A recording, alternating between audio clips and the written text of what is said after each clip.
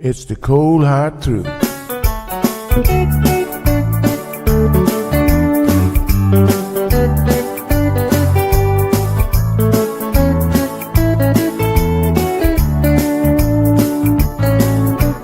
Everyone really want to know what's going on with her show.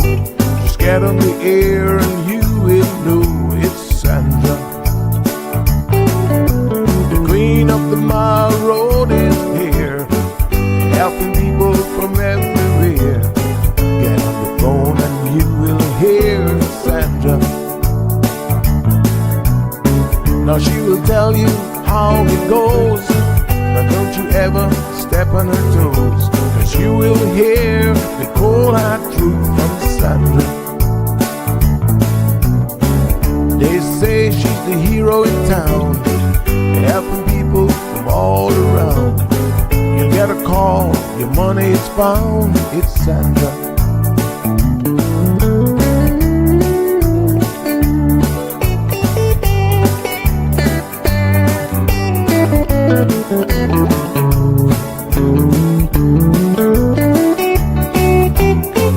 Some will call her late at night just to say that there is a fight, and she will not just leave it alone.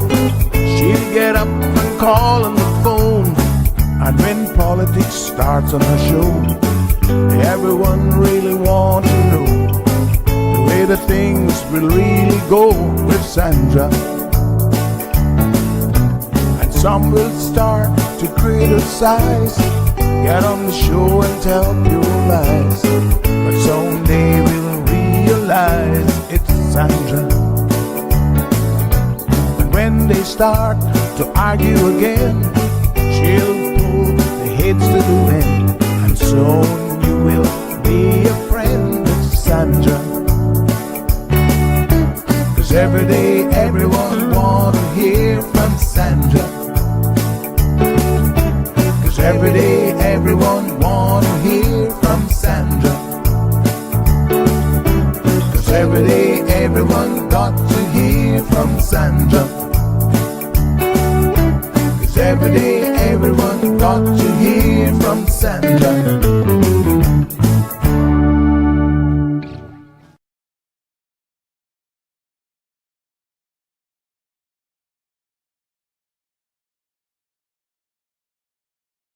Good morning, K-Man. Happy Monday. Just a few more days until Christmas, but we are working straight through. No break this year. Yep, we'll take Christmas Day off. We'll take Boxing Day off. Those are the official holidays. But otherwise, we are walking straight through, walking and working straight through the holidays. So good morning to everyone. Hope that you guys have had a good weekend. The truth of the matter is, we just have so much stuff to cover, so much stuff going on. Public awareness campaign. So that's why we're going to just push on through. How was everybody's weekend? Everybody had a good weekend? Okay. Going to tell you what I was up to this weekend. Lots of interesting things going on. So we're going to get into some of that. Let's see who is joining us this morning as I gather all of the social media links and send those out to everyone. Good morning. Hi, how are you doing? Yes, you sitting right there in your car, being so grateful that there's less traffic on the roadway now that the kids are out of school. Is everyone out, by the way? I think most kids are. So this should be good. Good opportunity to sleep in just a tad. Not much. You can't sleep in too much. But yes, you can sleep in just a little bit. I'm just grabbing our social media links here to send out to the channel. Don't forget, if you've not joined the channel, you should do so. Get all the links every single morning. All of your news alerts, all of your traffic alerts, everything in one central location. Beautiful. There we go. And then I'm in a few groups So I send those out to the groups as well. Dun, dun, dun.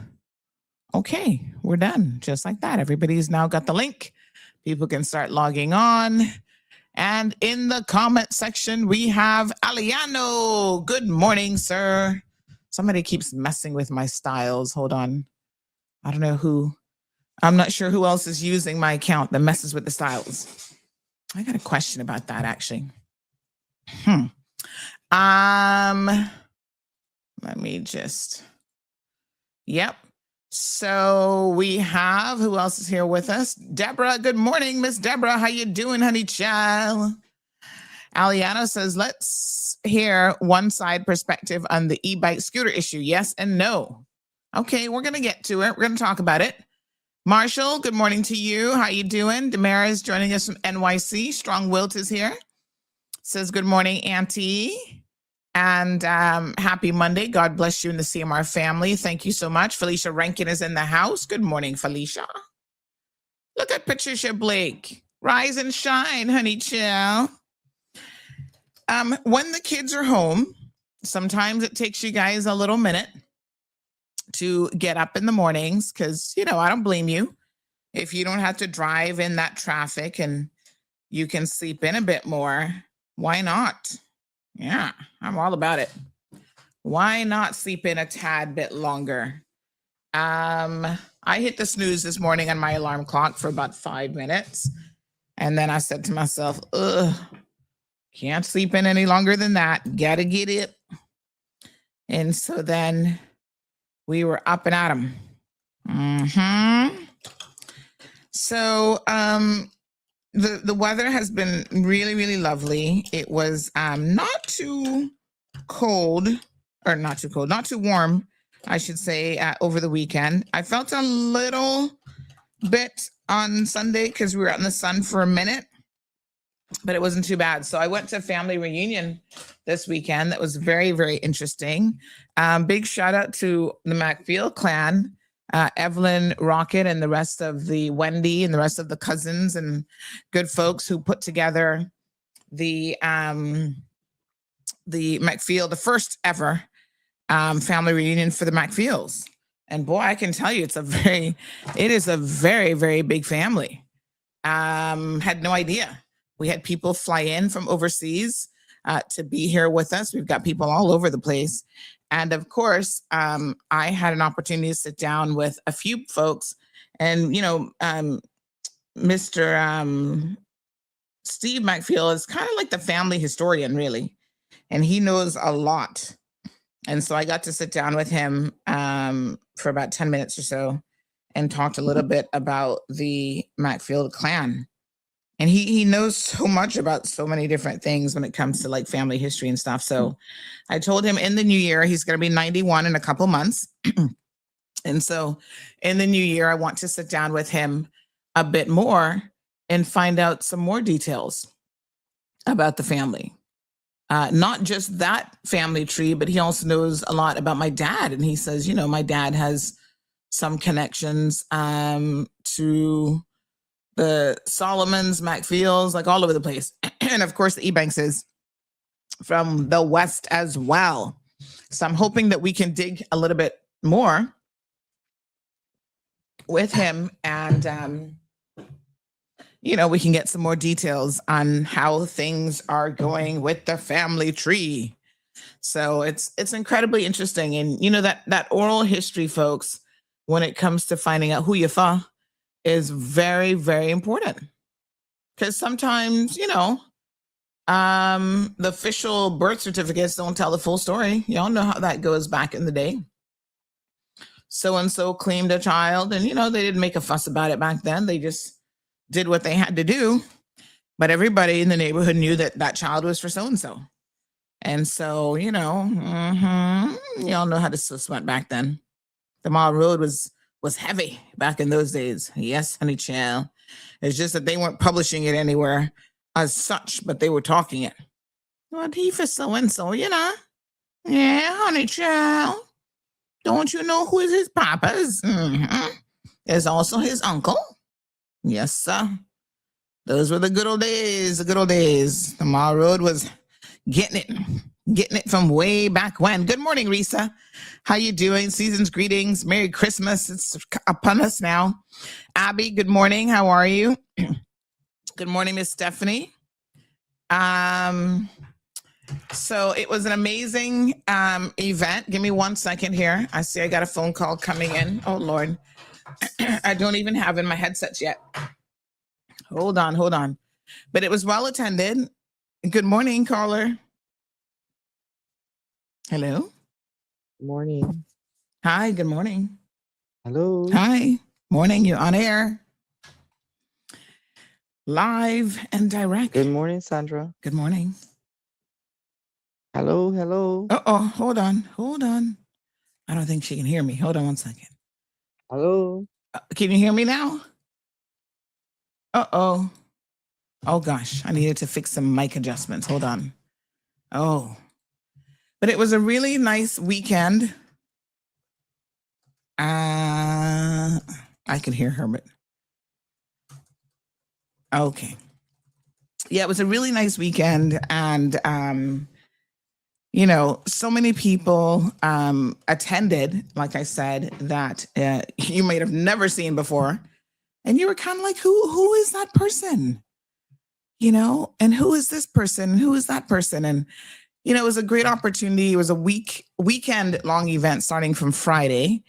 And hold on 1 second. I think we're getting a phone call to talk about the event. Give me 1 second. Yes, let's get the full rundown from Miss Evelyn. Hello, good morning. Hello. Good morning. You can hear me now? Am I? You're on air, live and direct. Hello. Hi. I didn't want to be on. Oh well, I'm live. That's the only way we can talk this morning because I am on air. I don't have a whole button. Well, just let me say, I want to say a big thank you to all the Macfields who came out this weekend. We had a wonderful bonding time as a family, and I'm hoping and praying that the next generation will continue this tradition that we have started. It was quite an enlightening weekend. Much was learned. Mm-hmm. Many new cousins realized that they were going to the same school and that they were cousins and didn't know it. So it was absolutely a fantastic weekend. Yeah, I thought that was such a cute story with the two little girls who kind of knew each other from school but had no idea that they were family. Now you had a full weekend, Evelyn, of events culminating in a family barbecue yesterday. What kind of gave you? I think you were the brain behind this original idea. No, I was definitely not the brain. It was a collective idea between quite a few Macfields. I'm not sure that they all want their names called, but there was a committee. It was not. Mm-hmm. It's something that had been talked about for almost 2 decades that we were going to do it. We're going to do it, and finally, thanks to Wendy Evans Williams, who brought it all together.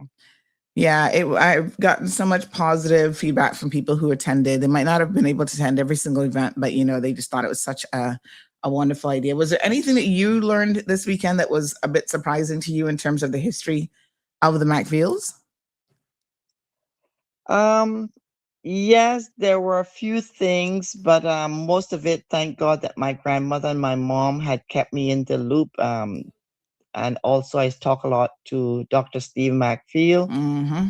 who could almost be our family historian. Yes. And I'm sure that we will prepare some things for you that you can play on your show, and hopefully we will continue to update our Instagram and Facebook page with Huyafa, know your stuff, that sort of stuff. So hopefully other people will learn just how prominent the Macfields were, and probably still is in Cayman, but just on a quiet side. Mm-hmm. Yeah. Because when we announced that Cabana Bay had belonged to Lemuel Macfield, a lot of the family members were quite shocked. They didn't know that. Mm-hmm. So there's quite a bit that I think that should be shared. That Pa actually sailed a boat from Jamaica to England for the Mountbattens and those are, of course, are the royals. Mm-hmm. So there were many, many things. We had educators back in the um, early 1900s. We had shop owners, Mr. Shirley Macfield. So there's a lot that, the younger ones learn. And that's good that they know that, that their family was really people who helped to shape these Cayman Islands. Mm-hmm. Yeah, absolutely. Absolutely. Well, thank you so much for the phone call. And is it going to be an annual event now, or what are you guys thinking? How often do you think you'll do it? Let us recover first and think about that. Okay, sounds good. Sounds good. Yes, there's a lot that goes into these events, and they really had it so well organized. They were even teaching the kids what's the dance called again? They had the quadrille, they The had the quadrille. maypole, Yes. and I think the best game of all was the bingo. And they actually had to go and talk to the young kids had to go and talk to the older kids Mm-hmm. to find information out about their game to be able to answer their bingo questions. So I thought that intergenerational connection Mm-hmm. that was made was, priceless. Mm-hmm. Absolutely Mm-hmm. priceless. Yeah. Yep. All right, my dear. Thank you very much. I appreciate it. Bye. Bye bye. I even had one person, this is why these things are so important. This is why you gotta dive into Huyafa and family history. And of course, you guys know that we agreed over a month ago now that we're going to be doing a Huyafa show. We're hoping to get some sponsorship from Youth, Sports, and Culture and Heritage. But that show, I think, is going to dive into like a lot of these elements, because I even heard someone say to me, and this was a cousin that, we know who she is and everything. We know she's in my field. She carries the last name. And she said that she had no idea that Vita Rocket was Cayman's first female pilot. And I said, what? I'm like, you didn't? And this is someone who is well poised. Like, they know a lot of information. So I was a little bit surprised. I need to fix my thing there in the background. I was a little bit surprised that she didn't know that. And I thought to myself, wow, that's interesting. So yes, I think that we need to, talk more about our history. We need to learn more. And yeah, so that is how it goes.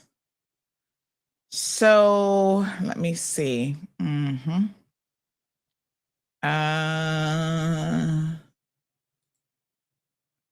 So, ultimately, I think that these events are amazing, and they're a great way to continue to learn and to connect with each other, and really, make it all about learning who you are, where you've come from, and so on.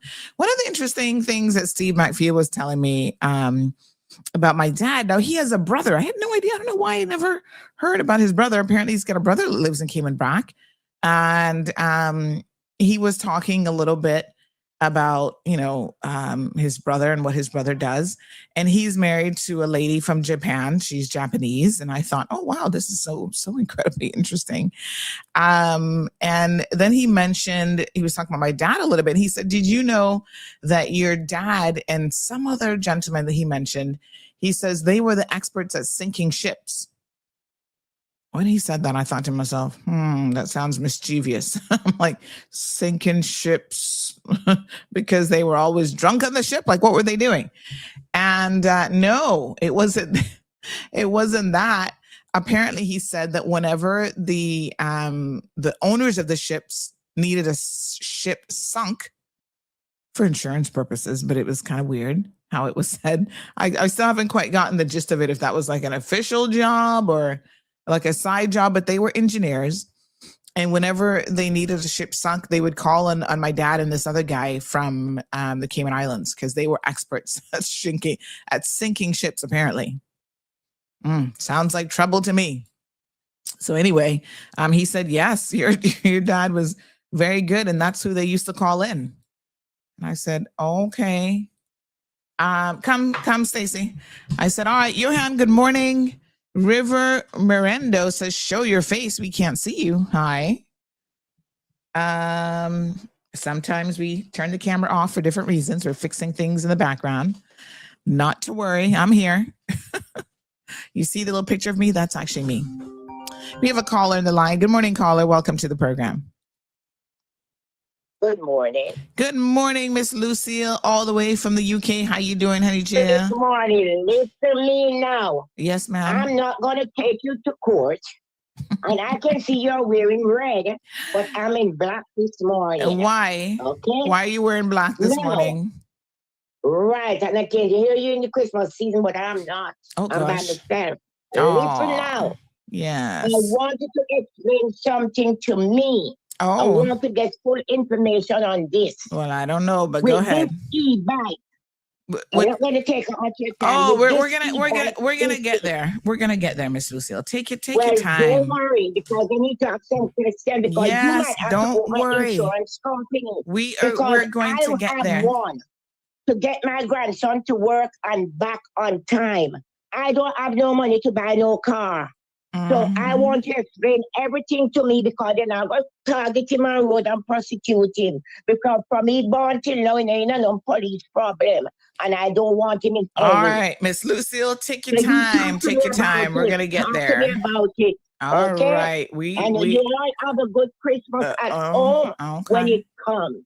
Okay. All right. We will. Blessings. Blessings. Mhm. Okay.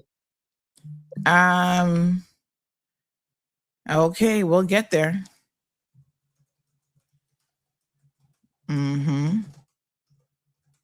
All right. we will get to all of that and more. Do not worry. Lots of time. Simmer down now. Good morning, Miss Juanita. How are you? Ooh, joining us from Georgia. Hello, honey child. How you doing? Miss Joy Stewart is in the house. Oh, are those your little puppies? Or are there somebody else's puppies? Those are so cute. Devon says, how you all doing? Great show. I love it. Thank you so much, Mr. Mackenzie. Holy fire. I like that. Barbara G's in the house. Happy to hear that the reunion was successful, as I was once married into the family. Oh, yeah? And they will always be loved and respected as family. Merry Christmas and Happy New Year. Oh, that's so good. Yeah, there's so many linkages, if I could use that word. I don't know if that's a real word. Work with me if it's not a real word. Don't put me in the naughty corner if I just totally made that up. But there are lots of connections between families, especially those in Georgetown, you know, the Miles, the Myers, the McFeels, lots of people are connected.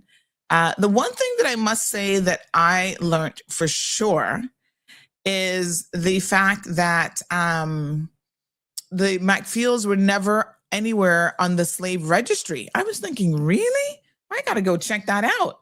But I'm going to take Steve McField's word for it, because he knows what he's talking about. And he said, no, they were never anywhere listed as slaves. And I thought, really? He said, nope, they were entrepreneurs, you know, building things for people, making things for people.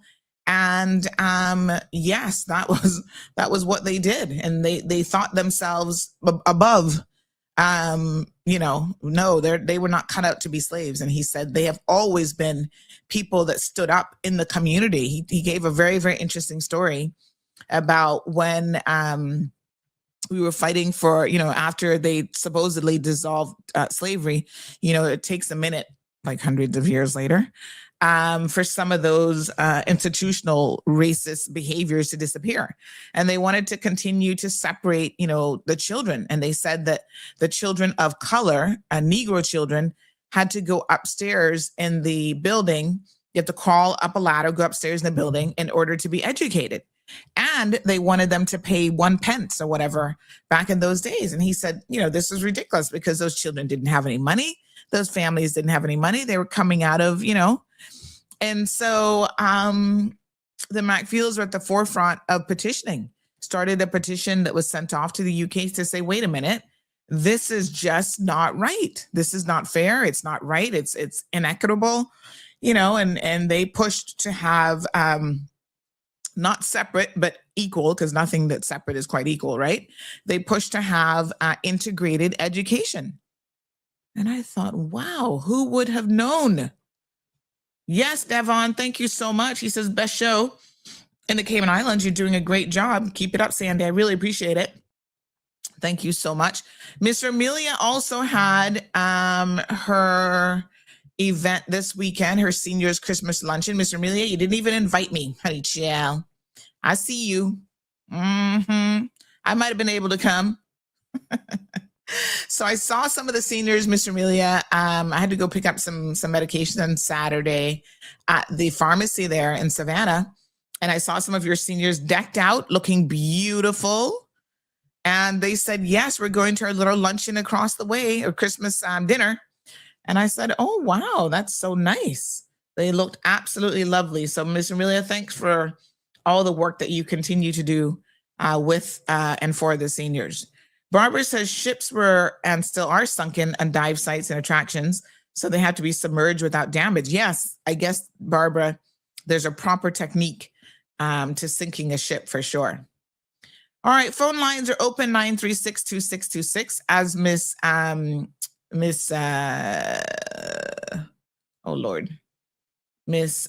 oh gosh, she just called in, Lucille. As Miss Lucille said, we're going to be talking today kicking off the discussion about e-bikes.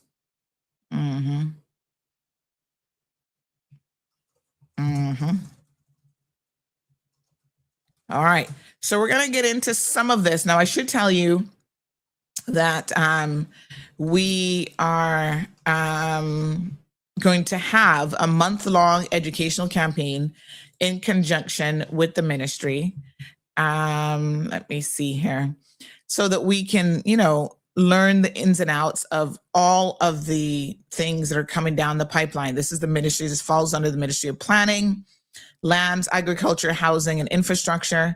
And they have quite a bit of interviews scheduled. We're going to do social media campaigns, the works, so that everyone can be fully compliant by January the 16th. So some of you are a little bit confused about how this is going to work, and we're going to tell you how it's going to work. All right, so let us get into some of the details. And yes, there are some issues that we need to discuss and talk about, which are real live issues in relation to this. And so let's dive into it. So I prepared one of remember we're doing these deep dive segments. So I have prepared one of these for you guys today in relation to, give me 1 second here, in relation to this particular topic. So it's important, I think, that people understand how this is going to work, obviously, and exactly, if you have an e-bike, or if you were thinking about purchasing one, how you can be fully compliant with the law. So we've done one of our little deep dive segments. Give me a second here, and I'm going to play this for you guys. And again, let me see here. I think this will explain a lot, but of course there is a lot of the elements that we need to talk about. So I have reached out to insurance companies because, as Miss Lucille rightfully points out, we mentioned this last week. One of the big questions around all of this is what sort of coverage can we expect from insurance companies, if anything at all, because the insurance companies don't have to do it. And I tell you what, I think it's going to be a significant risk for them to do so. But let's talk about why it's necessary. I know some of you just don't care and you don't think about it. And I saw a comment from someone who's like, well, I challenge you to tell me about anyone who's ever, who's ever been hurt on an e-bike. And I thought to myself, you have got to be kidding me. Are y'all serious? You don't know people who've lost their lives on these things right here in Cayman? Well, we're going to break it down here for you. That's what I'm here for. I'm here to bring you the cold hard truth, whether you like it or not, honey child. So let's get on to it. Let's have a listen of this, which is going to break it down just a tad. Good morning, Miss Thelma Lou and Carrie and all the other kittens there in Cayman Brack. Diving into some really crucial updates for anyone who rides an e-bike or scooter in the Cayman Islands. A new safety campaign is rolling out, and honestly, if you're on two wheels, you absolutely need to know what's changing. So let's get right into it. So if you're one of the thousands of people who loves the convenience of what they call micro-mobility, e-bikes, scooters, then this is for you. The big question is, are you totally clear on what the law requires for riding on public roads? Let's find out together. The National Road Safety Committee has just kicked off a major public education campaign, and the goal is pretty straightforward. Make sure every single rider understands their responsibilities before a new period of enforcement begins. Okay, so let's get to the heart of it. What exactly is changing for riders when you're out there on the road? This whole campaign is basically built around 5 key requirements that are already in the traffic law. So let's just treat it like a safety checklist that every rider needs to have memorized.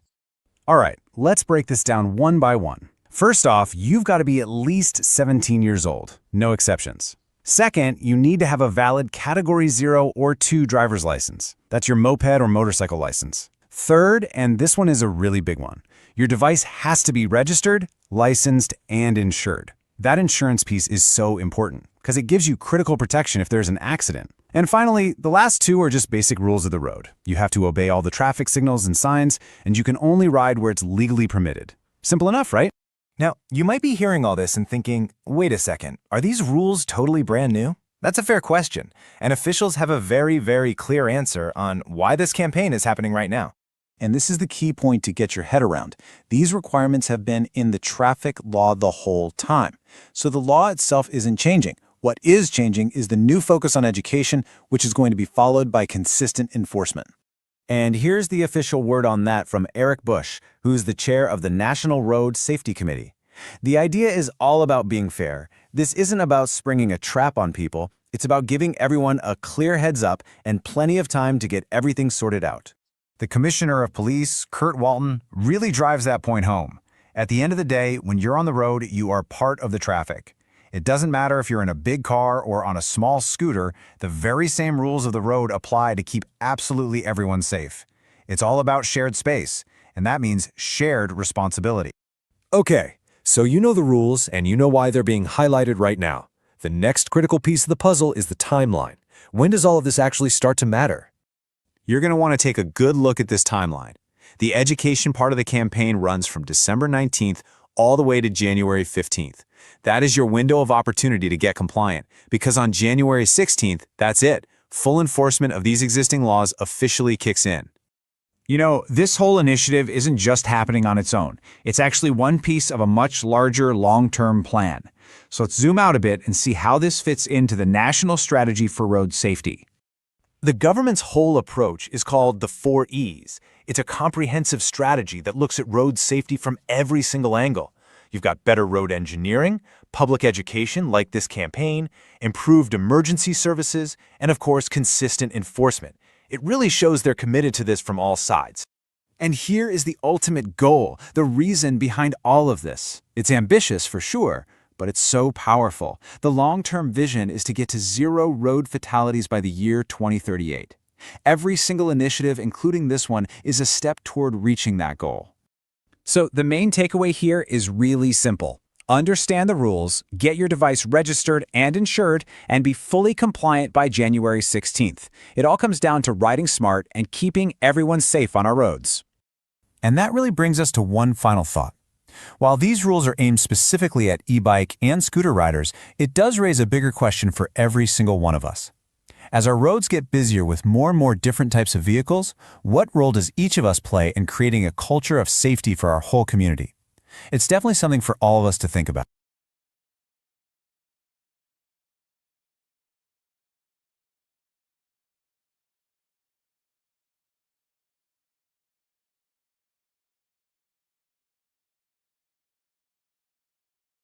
So, oops, my apologies. There we go. So I was just saying, all right, folks, so we're going to put that up on our social media channels a little bit later on today as well, because really this is all about trying to educate people so that everyone is aware of what the rules are. Now, were you surprised to know that the rules themselves are not actually new?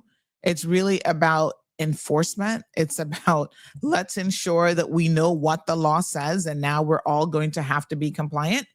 So to the gentleman on social media over the weekend who basically wanted to say that, these things are safe and no one has ever, I dare you. He said something like, I dare you to prove me wrong. No one has ever lost their lives in the Cayman Islands on this. I thought, my. This is precisely why they say that ignorance is bliss, because it is. What you don't know, I suppose you think can't hurt you. That's one way of looking at it. But the truth of the matter is, what you don't know can be extremely detrimental extremely detrimental to your life and your well-being. People die on these scooters all the time. Seriously. So let's break it down. The earliest death that I can recall, and some of you are messaging me about a few others that, after a while you kind of forget, to be quite frank and honest. But the one that I can remember, I can't remember her name now, but she was actually a dean or a professor at UCCI. And she was driving, she was scooting along on her scooter right there on, let me think of the name of it now. Smith Road. At one point it splits into Walker's Road. I think she was on the Walker's Road side of it after the four-way stop. And the funny thing is I didn't personally know her, but I used to see her when I would visit my aunt there. I would see her scooting by all the time. And, she would,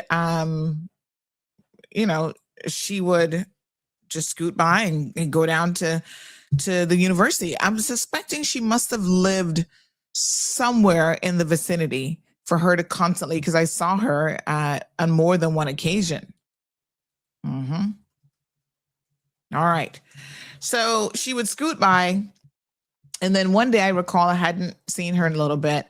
And I started to then inquire about, wow, what happened to her? And I found out that unfortunately she fell while on her little scooter and hit her head. And that was it. Unfortunately, she died. Pretty wild. And I thought, oh my God. But of course, this isn't, this shouldn't be a surprise, because any kind of fall where your head is potentially hit is a fall that can be very detrimental to you. Right? Here's somebody else reminding us. They says, yes, we only have the one. Oh, sorry. A guy from Nepal this time last year. Did he actually die? No charges filed, by the way. A guy from the Philippines got hit before COVID. East End came in, flipped his motorbike. So there are examples of this. I do remember that there was one right by, what's that plaza that Thai Orchid is in? What's that plaza called again? Whatever that plaza is, there was one there, maybe a year or two now, that was actually quite serious. I don't know what eventually happened to that person. So listen, in the name of road safety, and I agree with this, there has to be some curtailing and some enforcement around these scooters, especially since they are becoming more and more prevalent.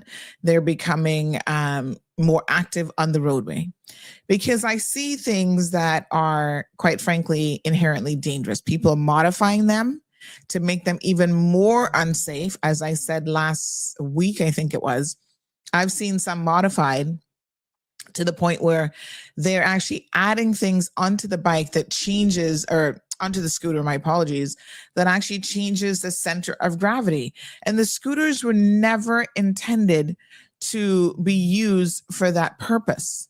And so, once you do that, you're now making that device even more unsafe on the roadway. And there's nothing to stop people from doing it if there's zero enforcement around this. And so I can't blame the government for saying, before this really gets out of control, this is something that we have to put in place.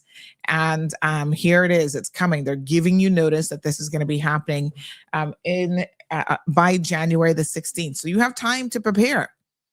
You have time to get ready. So e-bikes, e-scooters, Segway. I think she was actually on a Segway, as I recall, but it might have been an e-scooter. I'm not 100% sure, the lady who died. And so all of these devices have to now be completely compliant. So there's a whole, like I said, social media and media campaign that's going to happen between now and January the 15th to ensure that you're completely compliant. So let's go through some of this. I want you guys to pay very, very close attention around how some of this is going to work. So e-bike, scooters, and similar personal transport devices, you have to know what the legal requirements are that are in the law. Now, some of you don't even know anything about the law. You're like, what law are we talking about? It's the traffic law. So the traffic law is already there. It's, let's see if we can get a quick copy of it. Hold on one second. Let me pull it up here. Cayman Islands traffic law.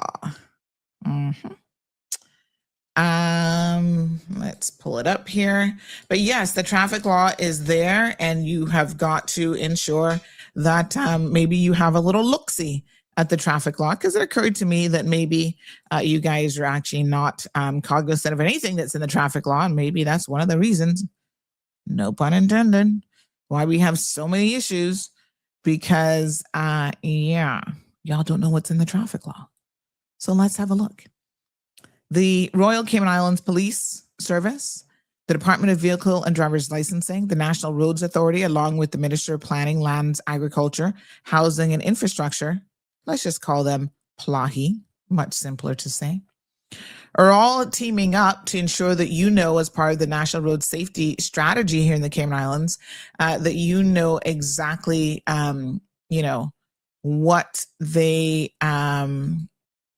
what the rules are around this. So let's have a look. It's easy to find the legislation. In fact, to the gentleman who inquired about, show us the law, I'm going to provide you with the link, because yes, you guys should be familiar with legislation in the Cayman Islands. You need to read up on these things, and you need to, more importantly, know exactly where to find it. Okay, so let me just see here. I'm going to share this with him. He was good enough to say, can we see the law? But I got the impression that when he asked that question, that means that obviously he thinks this is a new amendment to the law. This is something new that has actually been implemented into the law itself. So Marcus, I think it was, yes. Okay, so let's give Marcus the link where he can then go and find the legislation for himself. And I'm going to share it with all of you as well. The more we know, the more we grow, honey child. So one of the easiest places to find it is on the DVDL website. There are other places to find Cayman Islands legislation, obviously. But let's have a look at the Traffic Act 2023 revision. So for brownie points this morning, can anybody tell me? Let's have somebody call into the program. We got to start giving away stuff for Christmas too, by the way. Yeah, 'tis the season. If you guys see me out and about in town with my Santa hat on, pay attention, because that means that, hey, Marcus, morning, how are you? That means that we're going to be doing some Christmas interviews and Christmas giveaways.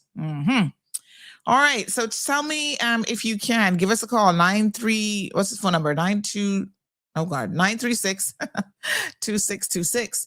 Tell me if you can, what does it mean when we say, this is a general lesson now, when we say that this is a 2023 revision?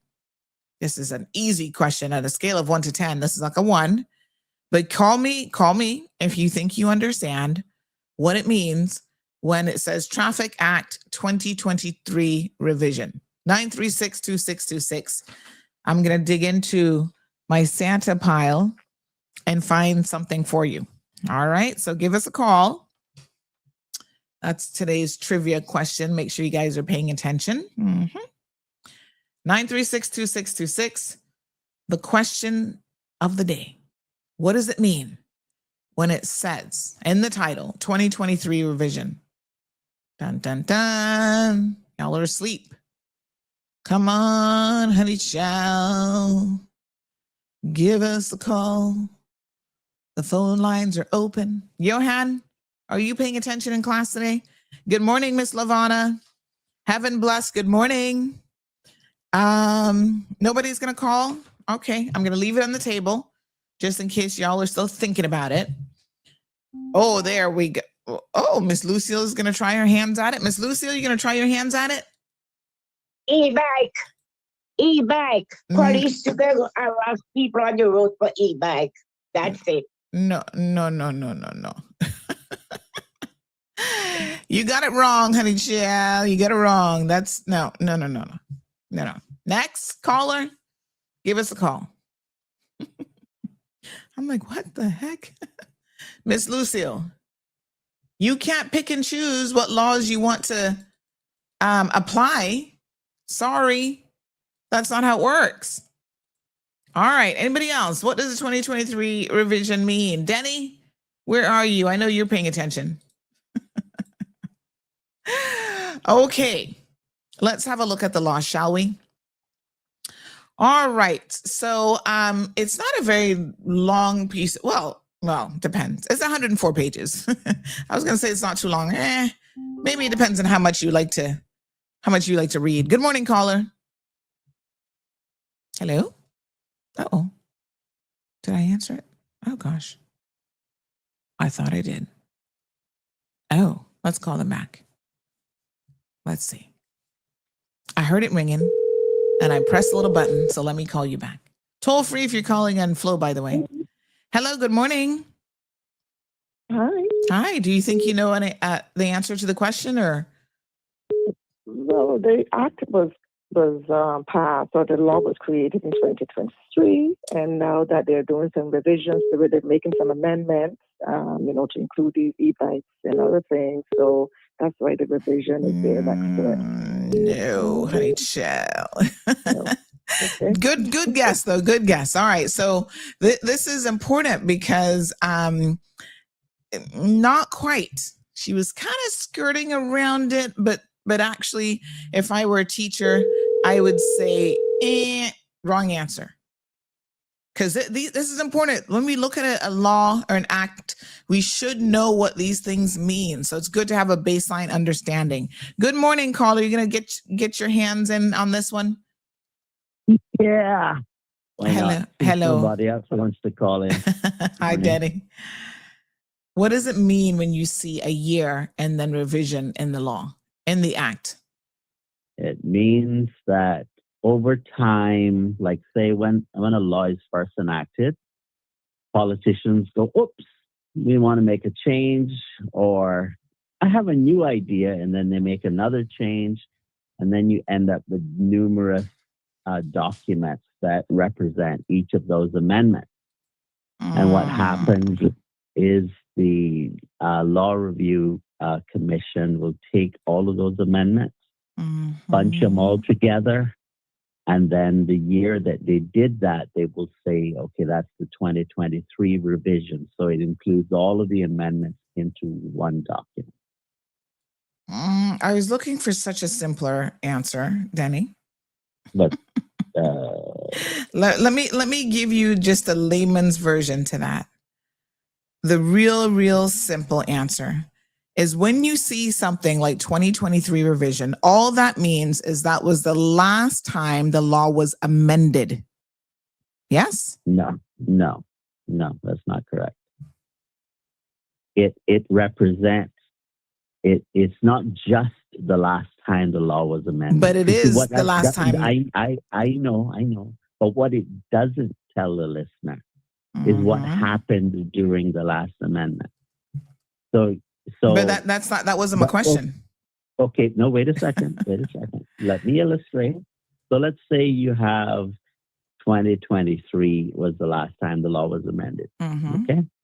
And then they amend the law again to say, oh, you know what? We're now going to require you to have X, Y, and Z for e-bikes.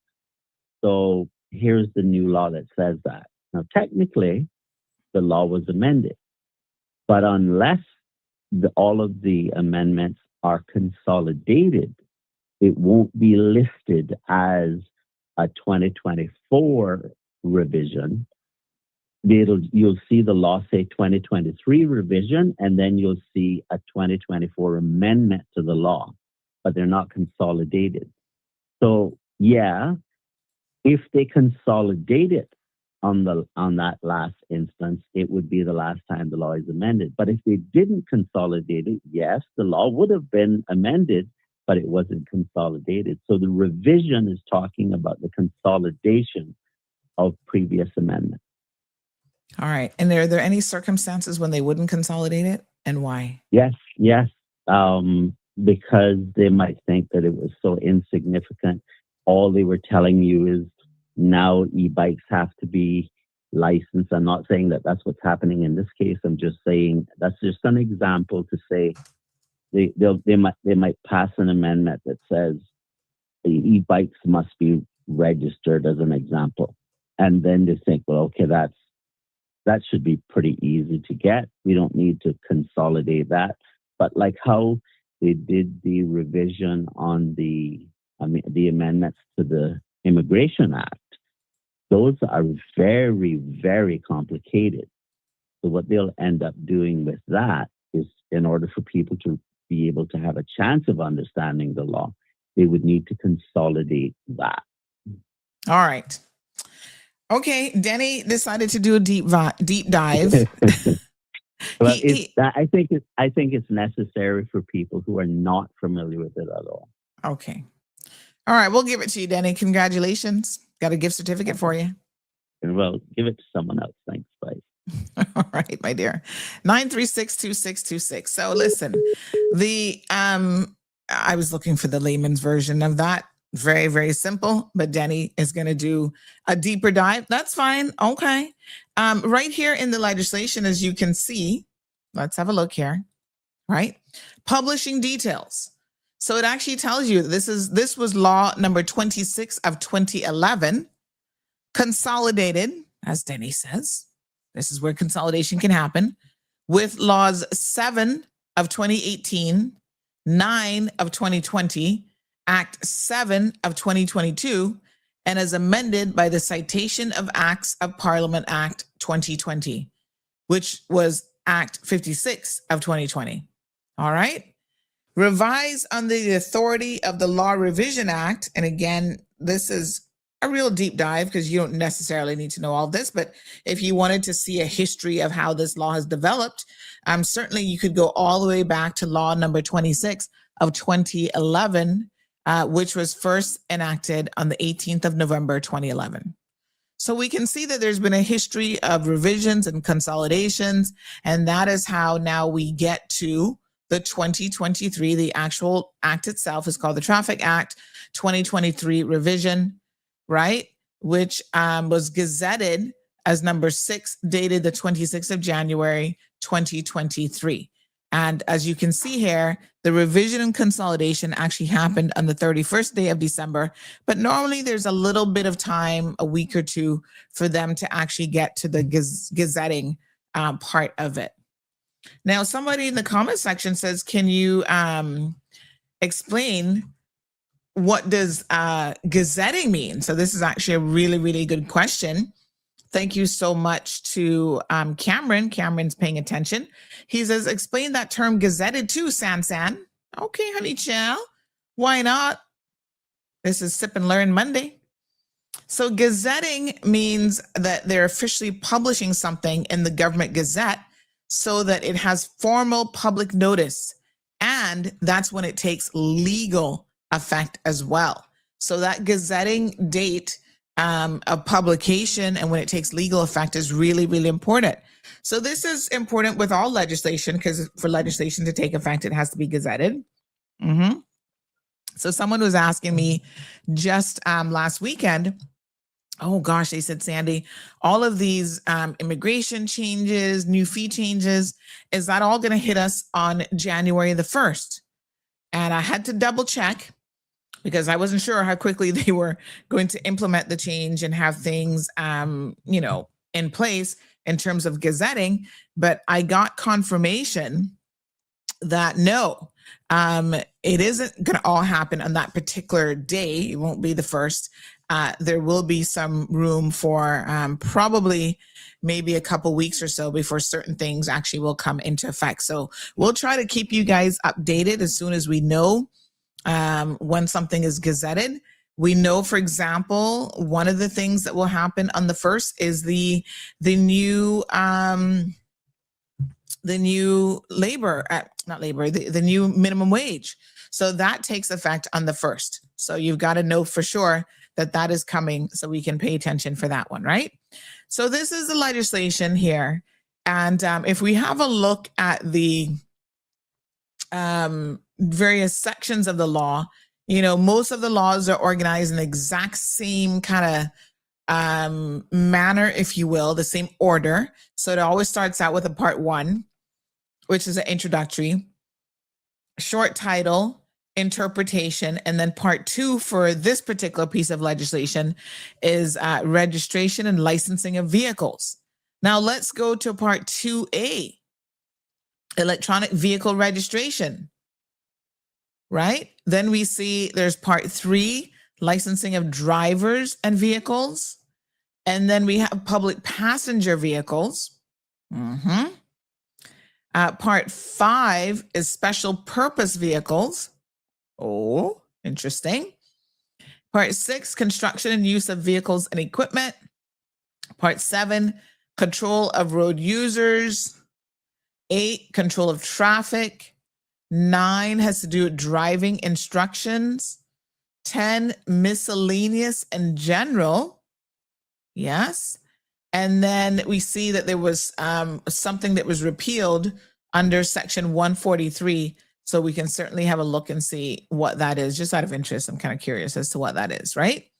So embedded in this legislation, we're going to see bits and pieces that talk about what we have here, which are these personal transport devices. Now, if you thought that they were just being covered, you would know that probably the last time that this law was amended back in the end of 2022, but the 2023 revision, that was probably when these things were actually put in place. So we have references to things like a moped. What is it defined as? What does it mean? So I'm happy to tell you that we will be having members of the road safety. Let me get their proper name here.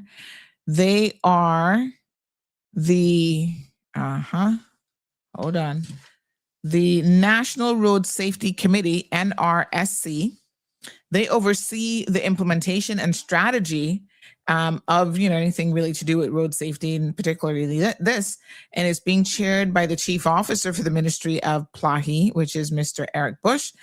Different members of this committee are going to be coming on the program. We'll be conducting interviews with them where we really go through and we can, have your questions answered, do some deep dives into where in the law does it talk about all of these things. So it is interesting that, a lot of times we are subjected to legislation and we don't necessarily know what the legislation says. So this is going to educate all of us. We are on an educational journey here together so that we can learn who is required, who does this traffic law cover. And so you see all of these vehicles here, they're covered by the traffic law. Now it's going to be enforced. So now you have to know exactly, what you need to do in order to be fully compliant. There's some basics. There really are. So let me tell you what the basics are, okay? Number 1, you have to be 18. My apologies. Look at me already giving you wrong information. You have to be 17 years old, to be able to drive one of these. You have to hold a valid Category 0 or Category 2 driver's license. The device has to be registered, licensed, and insured. You have to comply with traffic signals, signage, and road markings, and operate only where permitted by law. So once again, the requirements themselves are not new. I know some of you think, oh, all these new changes, they're throwing this on us, blah, blah, blah. But the requirements are not new. They've been in the law at least since 2022. So, now it's all about trying to get everyone to be compliant so that the traffic on the roadway, everyone, whether you're an e-bike user or not, or you're in a vehicle, you now know what the rules of the road are, and you have to be compliant with it. You got to follow the same rules of the road as everybody else. All right. Thank you so much. Let's see. Morning, Miss Sue. Yes, that was a good answer, Abby. Since Denny's passing on his gift certificate, reach out to me, Abby. That's a very clear, I think, explanation that most people would understand. So reach out to me, Abby. I'll pass the gift certificate on to you. Hello, Miss Dorothy. How you doing, honey chill? Sia says, I believe these rules should only apply to e-bikes that have been modified to go over 25 miles per hour. Their street legal e-bikes that go under 25 miles per hour should be exempted from having to be licensed. Here's the thing, Sia. I'm going to be honest with you. Here's a problem with that. How would you know? You see an e-bike on the roadway. How would you know whether that e-bike has been modified to go over 25 miles per hour or not? And all these other things. So you overly complicate your life and that of the enforcement officers when you start to have all of these exceptions in place. And just because you haven't modified a e-bike to go over 25 miles per hour doesn't mean that it's not on the roadway. It doesn't mean that it's not any less dangerous than one that's going faster or is modified to actually go faster. So, yeah, I think that's the biggest problem with that. Everyone has to be compliant. Road safety is everybody's business.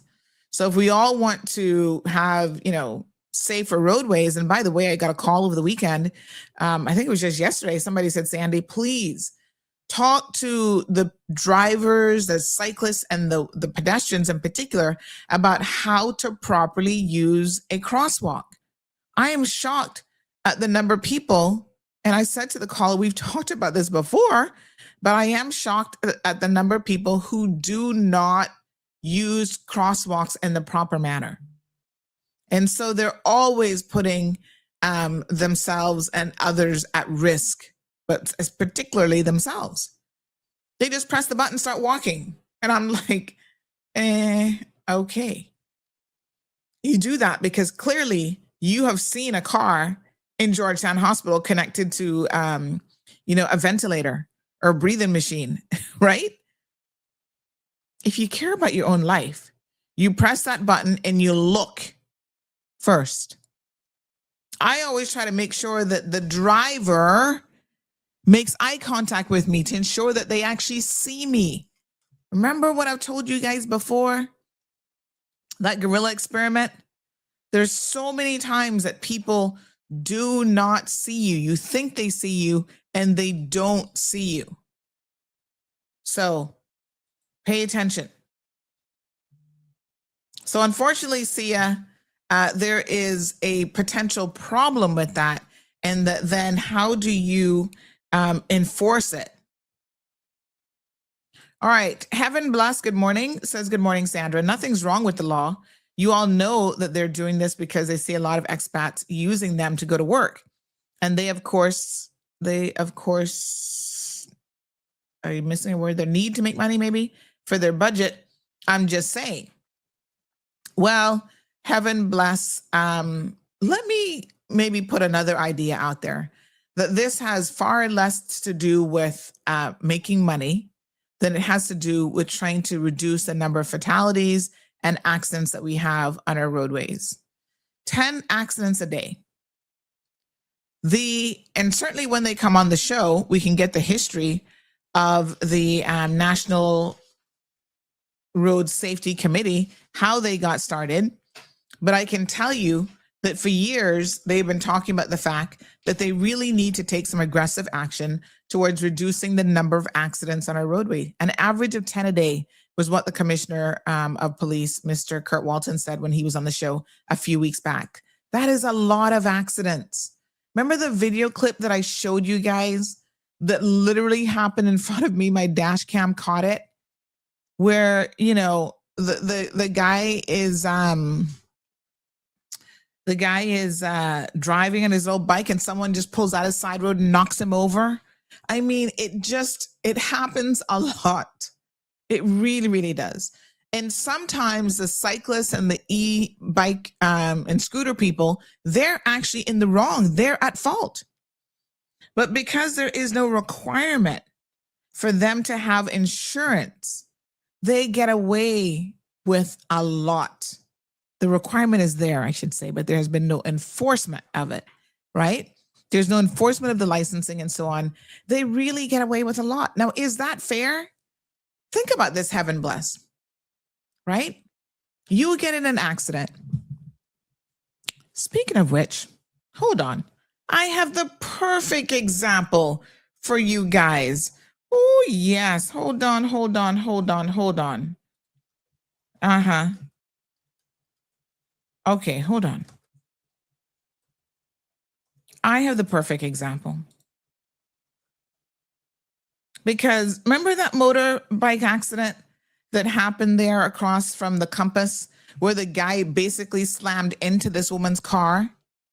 And I can tell you that's not a cheap car, because I think is that a Porsche or something like that? It's not a cheap car to repair. And so I want to try to say now, I need to find out. I want to see if he even had insurance. And remember when we were covering that story, how some of you were like, Sandy, I know this guy. He's always zipping in and out of traffic. He doesn't follow any of the road rules. He doesn't do this. He doesn't do that.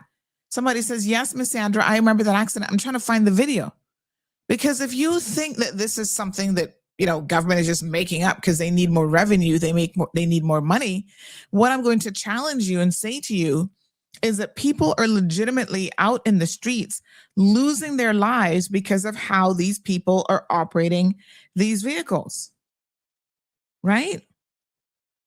So I don't agree with the fact that this is being motivated by money. I genuinely think that the government is tired of putting people in body bags. Some people, have a hard time even getting back home every single day. Yes, I'm going to show you guys some of these accidents now. Some of these, got some of the video footage here. Yep. This was back in July. Okay. So here we go. Let me see here if I can pull this up to just refresh your memories, because one thing I know about people is we have very short memories, honey child. There is a lot that we simply don't remember. Probably a matter of choice. Okay. Let me show you the damage that was done to her vehicle. Okay. And if you think that this is a one-off situation, I'm going to tell you that it isn't. Happens on our roadways all the time. So here is a picture of some of the damage. I can't recall what her final estimates might have been, but I'm sure it was into the thousands of dollars because this bike rider just simply isn't paying attention, speeding, doing whatever they want on the roadway, feeling like, they don't have to comply to the same road rules that the rest of us do. And they have to. They're supposed to be insured. So this is, I think, tell me what car symbol this is. I'm the worst with cars, really.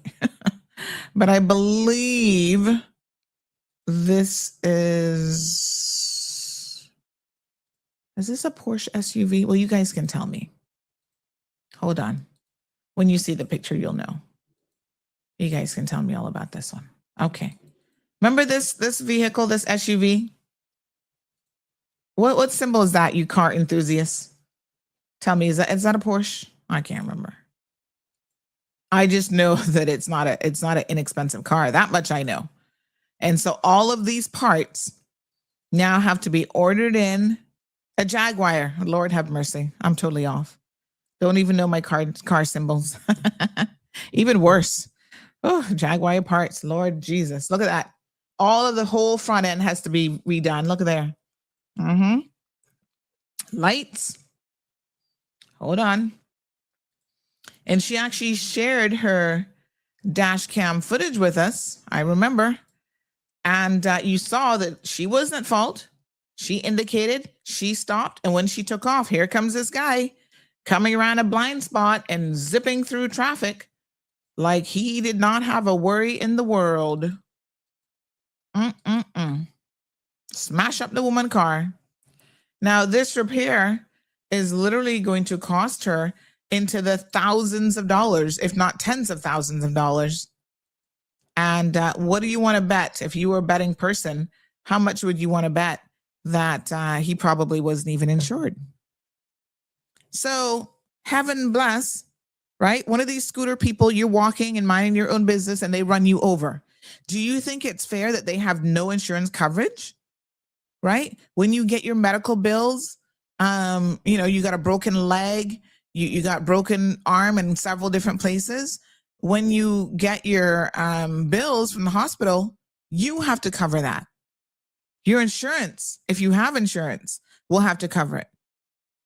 So there's a question of equity on the roadway as well in terms of sharing the responsibility. And here's the thing. Once someone recognizes that they have no responsibility on the roadway, and I do mean zero responsibility in terms of they don't have to be licensed. They're not going to wear a helmet. How many of these people do you even see wearing helmets? They have no insurance. They're less likely to comply. And this is the cold hard truth now. They're less likely to comply with any of the other road and safety rules, right? So they're more likely to just take chances. They're more likely to go in the wrong direction in traffic, to not pay attention to lights, to not pay attention to pedestrian crossways, and so on and so forth. So I don't think that, this concept that we are going against the green, that we don't want to license these vehicles, these scooters and personal transport devices, I do find it really, really interesting. But it's somewhere in the back of my mind, I think that it speaks directly to the fact that we are becoming more and more of a society who does not care about the laws, right? We want to do things where we just fly by the seat of our pants and we don't really care what the laws and regulations say. Good morning, caller. Good morning, Sandy. Hello, Mr. Dexter. How are you? I'm fine. All the best for the Christmas season as it I'm approaches. Today, I'm enjoying today as if it's my last day. Oh, but it's not going to be my last day. Praise the Lord. Coming back to the helmets, these helmets may be approved by the police or the authorities, but they do not wear them properly. They use what they put around their throat. That's not a throat strap. It's a chin strap. Suppose at the middle of that strap should be a cup that goes on your chin, because if you hit that helmet backwards, they're going to choke. People don't realize that, and I've spoken to them, and they said, I've been wearing this for years. I went to the police training motorcycle riding school in Jamaica when I was in the police department many years ago. I want to tell people because I don't want to but know how old I am. And they said this is not a chin strap. Not one of these helmets has a strap, but it does not have the cup to go over your chin. And that's a chin strap, not a throat strap. Because that in itself could be dangerous. And and Sunday, everybody's blaming the police. Why don't the police pick them up? there's laws that people need to police themselves. Then the laws wouldn't have to come in place. Yeah, well, the laws are there. So the police, we're going to talk about them when we interview them in terms of enforcement.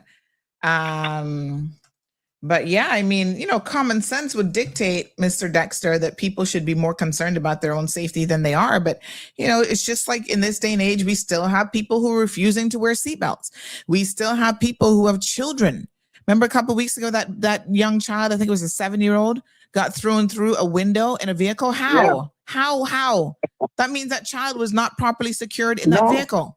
And I see that all the time. They have babies and toddlers, being held in a person's hand, not realizing that if you have an impact, that dashboard is going to kill that child. It's going to crush that child right into you. They're not securing themselves. They're not securing children properly. They have children hanging out of windows. They have them walking up and down and in the interior of the vehicle. The reason why we have to have laws and we have to have enforcement is obviously people don't care enough about their own well-being to follow the roads, follow the road rules. They have to police themselves. Otherwise, the whole country going to be nothing but laws.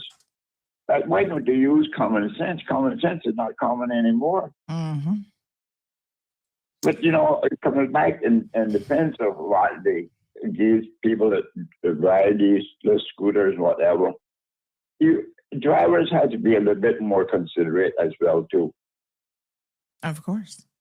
You find people that is not even on.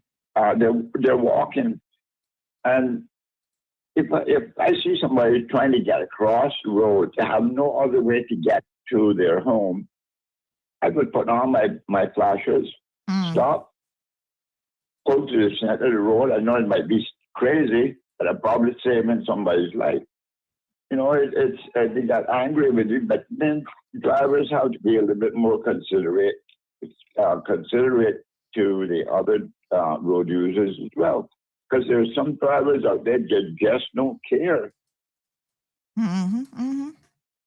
Anyway, Thank you, my dear. And if I don't call it back, you have you and your family and distant family and family you don't have a beautiful and wonderful, safe Christmas. Thank you so much, my dear. You too. Okay, bye. 936-2626. Somebody's reminding us of the importance of the usage of helmets, just as Mr. Dexter just said, but not just the usage of helmets, but also to ensure that you are using them properly. Because so many of you are not. It's so crazy. Yay. Caramba. Thank you so much. Keisha says, where can we find the document? So I have put the link in the chat and I will share it on social media as well. Maybe I'll send it out on, you know what I'll do? I'll send out the traffic law on the WhatsApp channel because thousands of you subscribe to that. Okay. So I'll make sure that you get it there. So yeah, you've got to, listen, compliance. You have to be responsible. When you're on a public roadway, it's not just about you and what you want to do. It's about the fact that we have to share this space collectively with each other. Even in terms of pedestrians, there are ways that pedestrians are supposed to use the pedestrian walkway, right? There are things that pedestrians are supposed to do to ensure their own safety. And so here we are. It's in the traffic law. We're going to now just have to comply. All right. Good morning, caller. Welcome to the program. Season greetings, Sunday. And yes. Thank you, darling. Same to you. I was listening to Commissioner Walton a few days ago when you had him on. I wanted to call him, but he had so many things to say that I know he couldn't get it all packed in. Yes. And you were on road safer this morning. But you ever heard the saying that oil and water don't mix? Oh, yes. Okay. If you notice, and if Commissioner or the Inspector of Traffic had a statistic on it. At time, it watch when the road gets hot, that asphalt gives off oil. Right? So you gotta it's hot all the way till 1 o'clock. And then it rains, you probably will find that you have more fender benders and accidents at that time than you have before. So I'm no road engineer, as one principal secretary for communication and works pointed out to me. But I told him I born with a lot of common sense. God gave me common sense, and I use it. I see people after it rains. If you're out there, believe you me, you can check it, and the tires on the cars standing. I used to work. I was working on them for 14, 15 years straight, non-stop. And if you some of the tires that they come in with, cross-fly tires and radials and all of that affects the driving and the stopping ability of your car. Even the seam radials. You get the seam radial tires, it's better. Yep. But you get the seam radials, you get from two different brands in the front. They're both radials. Yeah. A different patterns there. But it was the guy from if you check with let's say Goodyear. He said, bless his soul, he did and gone. Byron told me, he said, man, listen to me. But about the asphalt and the oil and this, you ever notice people, you take number one shoe shop, I call him. I mean, Ishmael mightn't, let me call his name. But if you ever notice his parking lot, he's out there at a certain time and he goes and he recoats the parking lot. That's putting back in the oil that the sun has brought out of it. So if people don't realize that, that's why the road cracked up. You see some of the roads so cracked up and all of that? Plenty of it. Like I said, I'm no road engineer, Mr. Mark Scotland. My good friend would be a much better soul to tell you about that. You might believe him better. Believe me? When you see it rain, when you see that hot, you have that hot day and it rains, be extra careful, everybody. Whether you're on a bike or whatever you're on. Yeah. Well, I mean, thank you, my darling. Thank you so much. Merry Christmas when it comes. Yes, dear. Oh, and Sandy, before I go. Yes, sir. Tell me something. You're coming down to e-bikes now. All right. Yes. What about a handicap bike? What about a handicap four-wheel something? Four-wheel can be considered a bike, but it's what is that? A wheelchair? Like an electric wheelchair, but a little bit more sophisticated than that. Well, I mean, not for nothing, but I don't really see too many of those on the roadways. I mean, all the nuances, but people, yeah, I mean, people don't, I mean, I can certainly inquire about them, but I've never seen anyone using that as a transportation vehicle in that sense. You know, they might put it in a van to have it go to Cayman Bay, and then they ride around Cayman Bay, which is private property. So, I walk with mine every day. Okay. I'm gonna inquire for you. So electronic wheelchairs. Yeah, they're really electronic, but they're electric. They're battery, they're battery powered. You charge it up. That's all. It's a good question. They're like the little ones that they use when you go in the mall in the US. You can rent one and scoot around the mall. But do you know, can I tell you something about those? This is something that I honestly didn't know. Is apparently when you go in the mall and you want those, because I've never really gotten one before, but I did travel with someone recently. You know, I had my knee surgery. So when I've been going, I've been kind of moving kind of slow. But when, no, you know what? I lie. I did get one. I got one over the summer. Before I did the knee surgery, we went to Legoland. And I was like, oh man, I could see it coming. I was like, oh, I don't think I'm going to be able to manage all this walking. So I got one of those, and I wasn't the best at driving it. I'm not going to lie. A couple of times I almost ran somebody over. Especially when I had to, oh my God. Especially when I had to put it in reverse. I was like, let me make sure I look properly. You know, if you got a crooked neck and you can't turn all the way around, you're in trouble. But you know, they require you to give them your driver's license in order to rent one of those vehicles. Oh yeah. Oh yeah. I went over with my son a couple of years ago, and he got one for me. And I got lost in the mall. I was all over the place. Oh yes. They needed to make sure that you understood, and then they gave you a little 2-minute lesson on how to use it, because they said, this is how you press forward. They have speed limits on them, so they're not going terribly fast. But nonetheless, they were like, "Yep, this is what you do, and this is how you do it, and we need your driver's license." And so I was like, "Huh, okay." I remember to have my driver's license with me. Yeah. That's Let me right. tell you something. When I go into Thompson with my own vehicle, my own bike, right? Mhm. I gotta watch myself and turn the speed down because I'm on the road, and and you can go up 6 miles an hour. Yeah. Those in Thompson, you're dragging a ton of weight behind you. Right. If you so slow it. But when you go in there, sometimes I find myself in there. I was going too fast when it was running properly. I could go because I go from Elgin Avenue to Thompson on it. Yep. You can travel 22 miles on it on a charge. Mhm. So you see what I'm saying? You be on. Yes. I mean, I try to stay on the sidewalk. Thank not on the you. road. Thank you so much, darling. I appreciate it. Yeah. Have a Bye-bye. good one. Merry Christmas. 936-2626. Join the conversation. But here is what we know. The current Traffic Act 2023 revision regulates e-bikes and scooters mainly by how they are defined. For example, pedal cycle, moped, motorcycle, special purpose vehicle, and then applies the general vehicle equipment and ticket offenses rules to them rather than having a standalone e-scooter law. So it's all embedded, folks, into the existing legislation. So this is why we've got to familiarize yourself with what the existing legislation says. So the act classifies, for example, a pedal cycle includes vehicles with pedals that are electrically assisted, as long as the electric motor cannot by itself propel the cycle, plus bicycles and other motorized pedal cycles. Because now you've got e-bikes.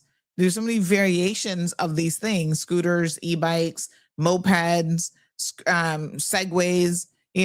They all kind of generally fall under this general term, as you see here, of what do they call them? Personal transport devices. Yeah.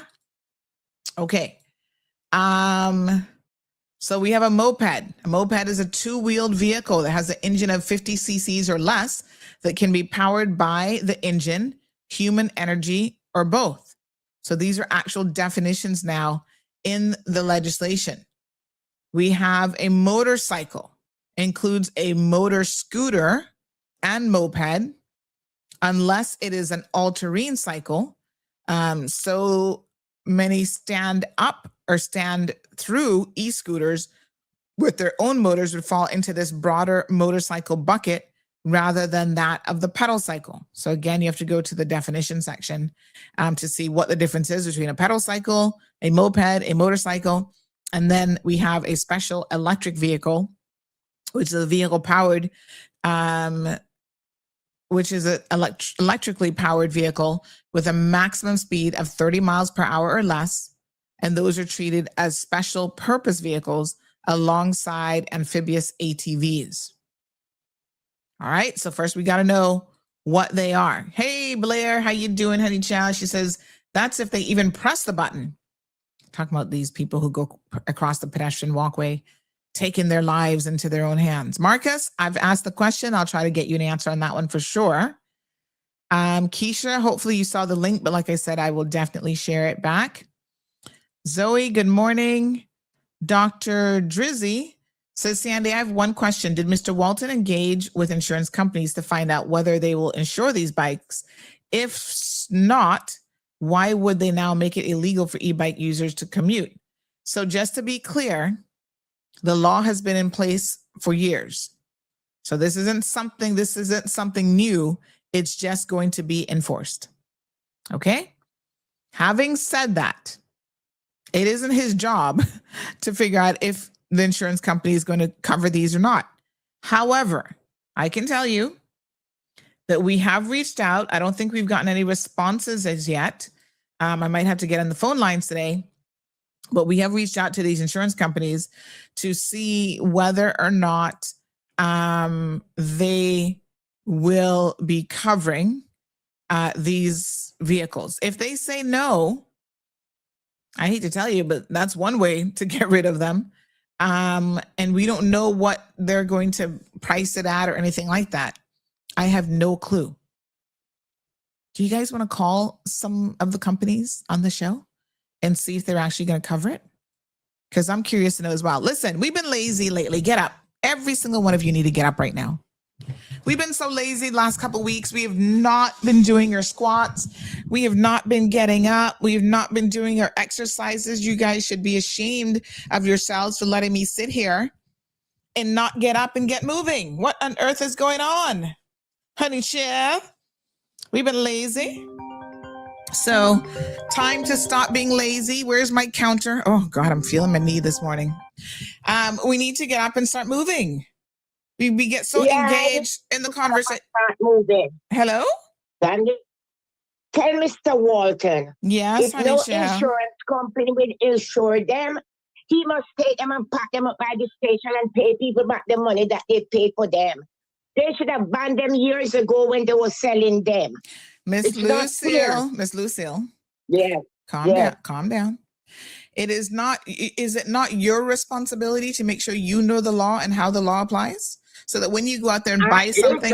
Listen, I'm not running the law. I'm not running obey the law.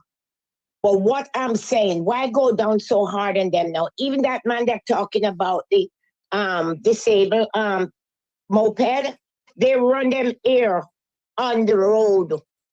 Mm-hmm. And what are the they should have made better arrangements. They should have made better arrangements. What are the requirements? What are the requirements of those in the UK? I don't know, because exactly. I can hardly ride my two bikes. You don't know. I can hardly ride all my right. bike now. So that does not mean that it is not being enforced in the UK and that there's no rules around it.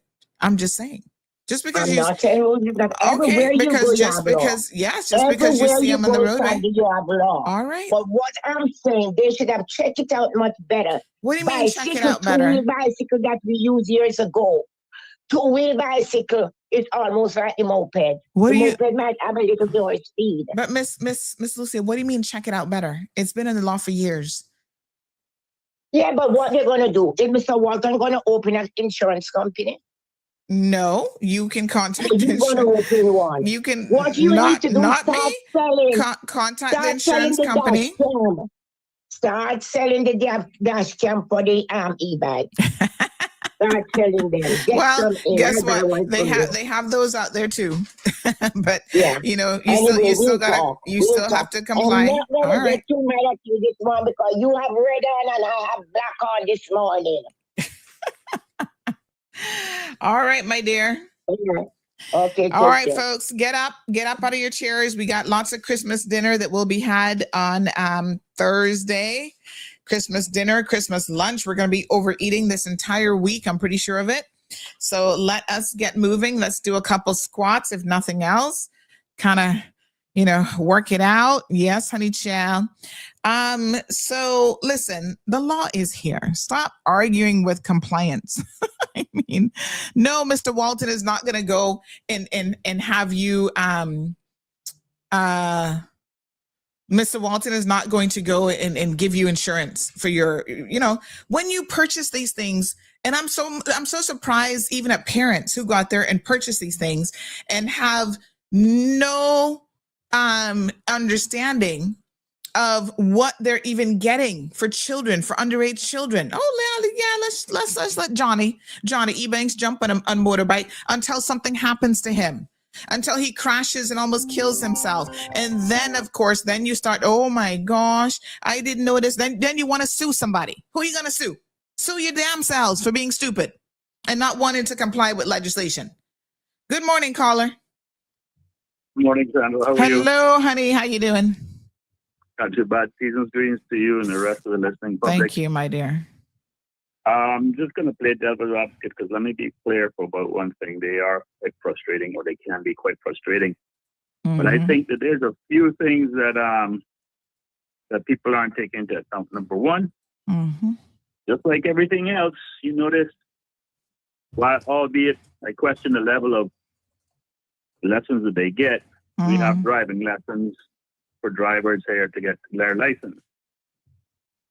We don't have any ongoing public service announcements in terms of road courtesy, whether it's cars, scooters, e-bikes, or anything else.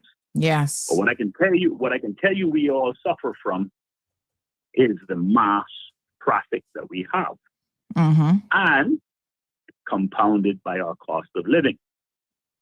We are now talking about, yay, get these guys off the road. But here's a few things to that.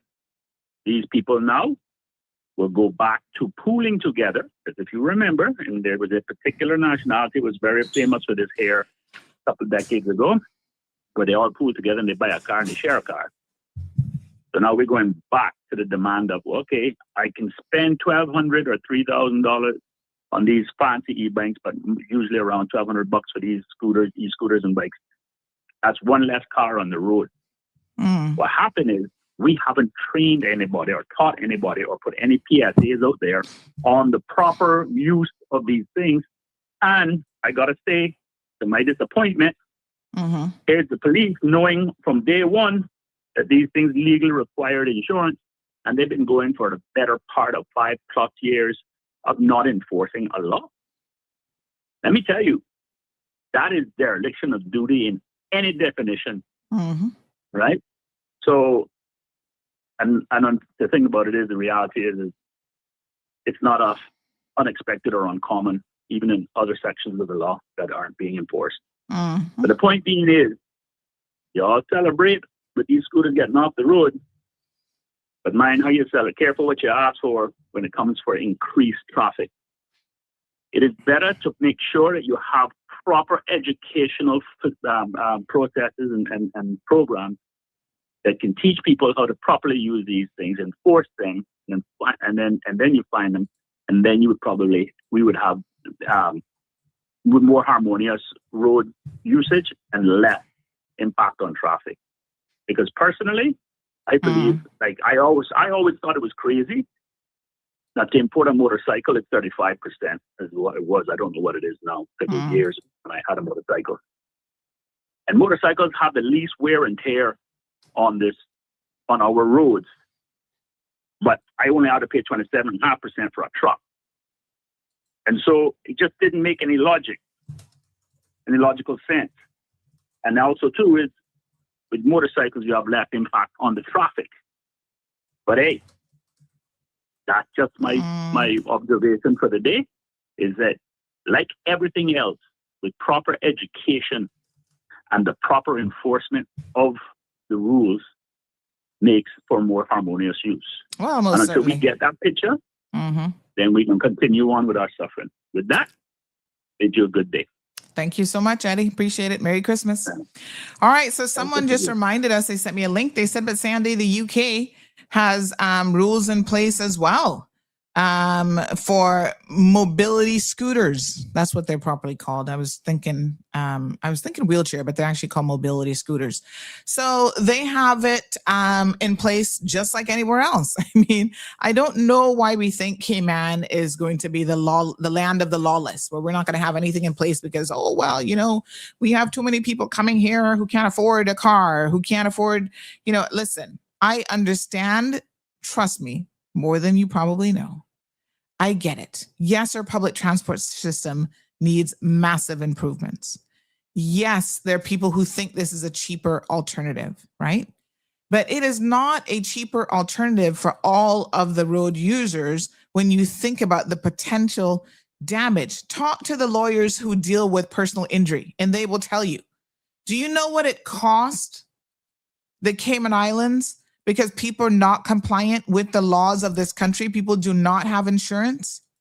Look at this accident. Remember, this is what I was telling you guys about earlier, right? Here she is in the turn lane, has her indicator on, because remember, we got the footage from the interior of the vehicle. So I know she was fully compliant. Indicator on, and look ya. Here we go. Kaboom! Right into, good thing he was wearing a helmet at least. And a face covering. So now if that law changes, he might not be able to wear the cloth face covering that he had on. But thank God he had a helmet. It wasn't any worse for him. But guess what? Unlicensed, no insurance. So now the owner of this Jaguar vehicle has to foot the bill of almost, sit down for this one. I told y'all just to get up a minute ago. I did a little mini squat. Sit down for this one. Almost $18,000. I'm going to say it again for those of you in the back of the classroom. Almost $18,000 to have her vehicle repaired. Now, she either has to do that out of pocket or claim on her insurance, right? Which is going to impact, all these claims and insurances and stuff impact everybody else. Nobody lives in isolation. That is why road safety is a matter not just for one or two, not just for the car users, not just for this one. It's for everyone. It's for pedestrians. It's for e-bike people. It's for, mobility scooters. If you got one of those and you want to go out on a public roadway, it is for everyone to adhere to. Now, whether or not I'll call some companies today, I'm not going to call them during the show because we might get nothing else done. We got still 15 minutes left, but I'll call them. I've emailed them and I will place some phone calls to see if we can find out what they're going to do and how much it's going to cost. Maybe they're going to cover it, but I don't know what the going cost is to cover these types of vehicles, just like I don't know what it costs for you to have a motorcycle covered. We'll try to get some of those details. All right. We'll see of the top companies, how many are actually going to and cover, and then we'll find out kind of what the going rate is so that all of you can ensure that you are fully compliant with the law. Folks, no need arguing. The law is the law. The law has been put in place. To that caller's point, the last caller there, Eddie, I agree with Eddie that maybe this is something that the public campaign around it should have been ongoing for a really long time. And listen, I always say this because I do find it shocking, but with this sort of thing, you have to have constant reminders. The public campaigning isn't something that you just do for a little bit and then you ease up on it, because we have a very transient population.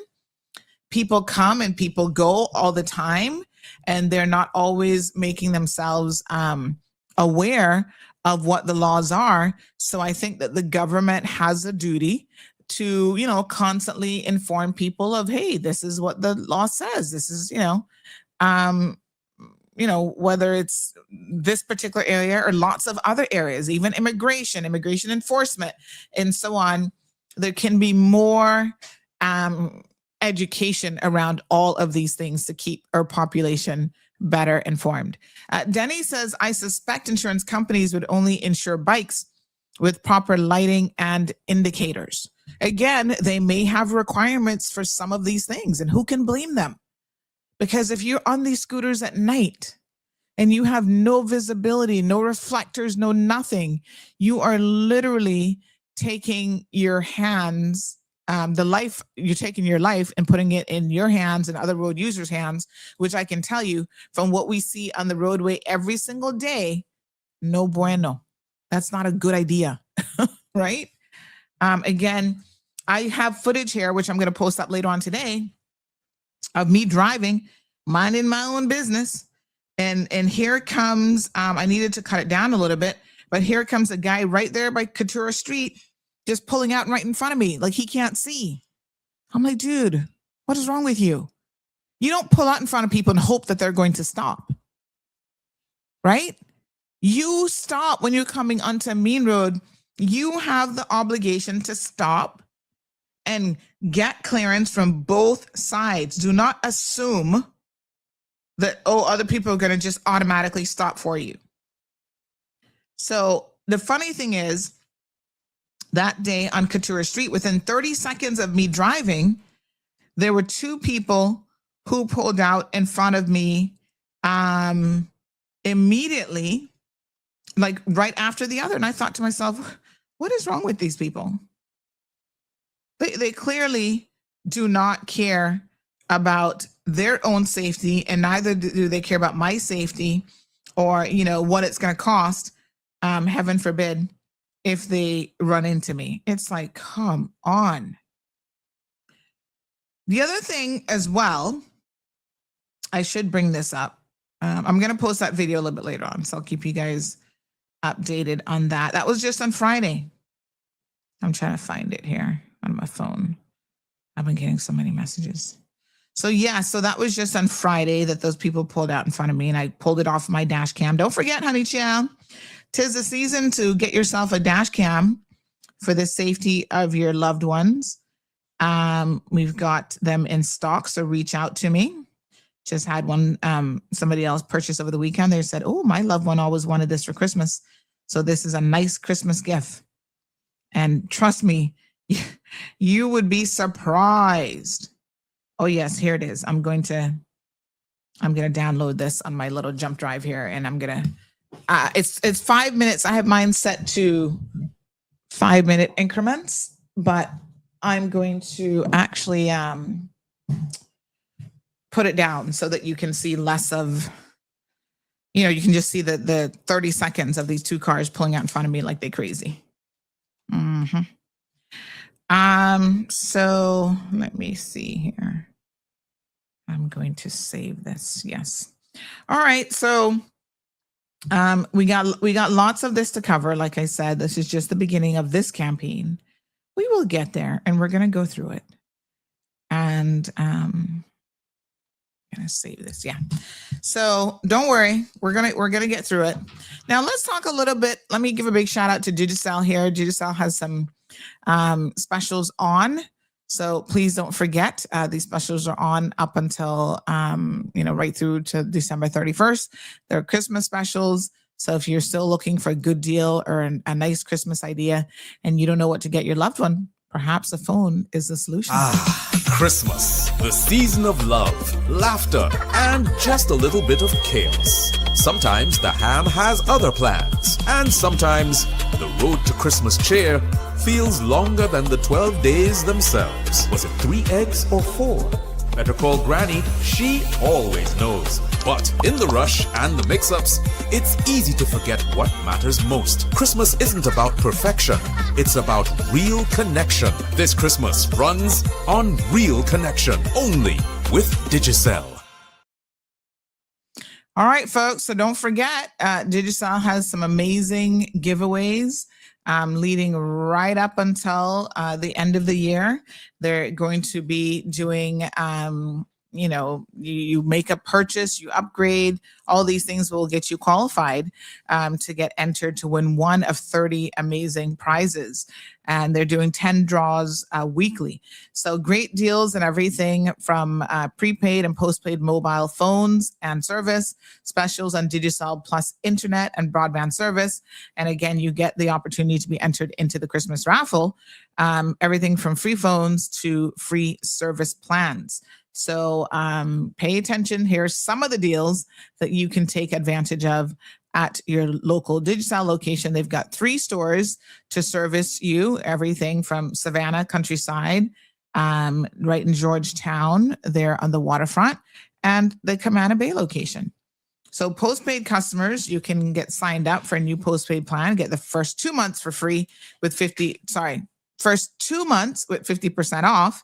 And you can also sign up on your postpaid plan for only $10.69 a month and get tons of football and sports content directly to your phone or at home. So these offers are valid for existing postpaid customers. Prepaid customers, you can get a Samsung A17 with a 10-day plan for only $249. Digicel Plus, sign up today for their super fast fiber internet, 350 megabytes per second for only $76.50 per month. And sign up for any home broadband service, and you can get a $300 store credit for towards a new phone.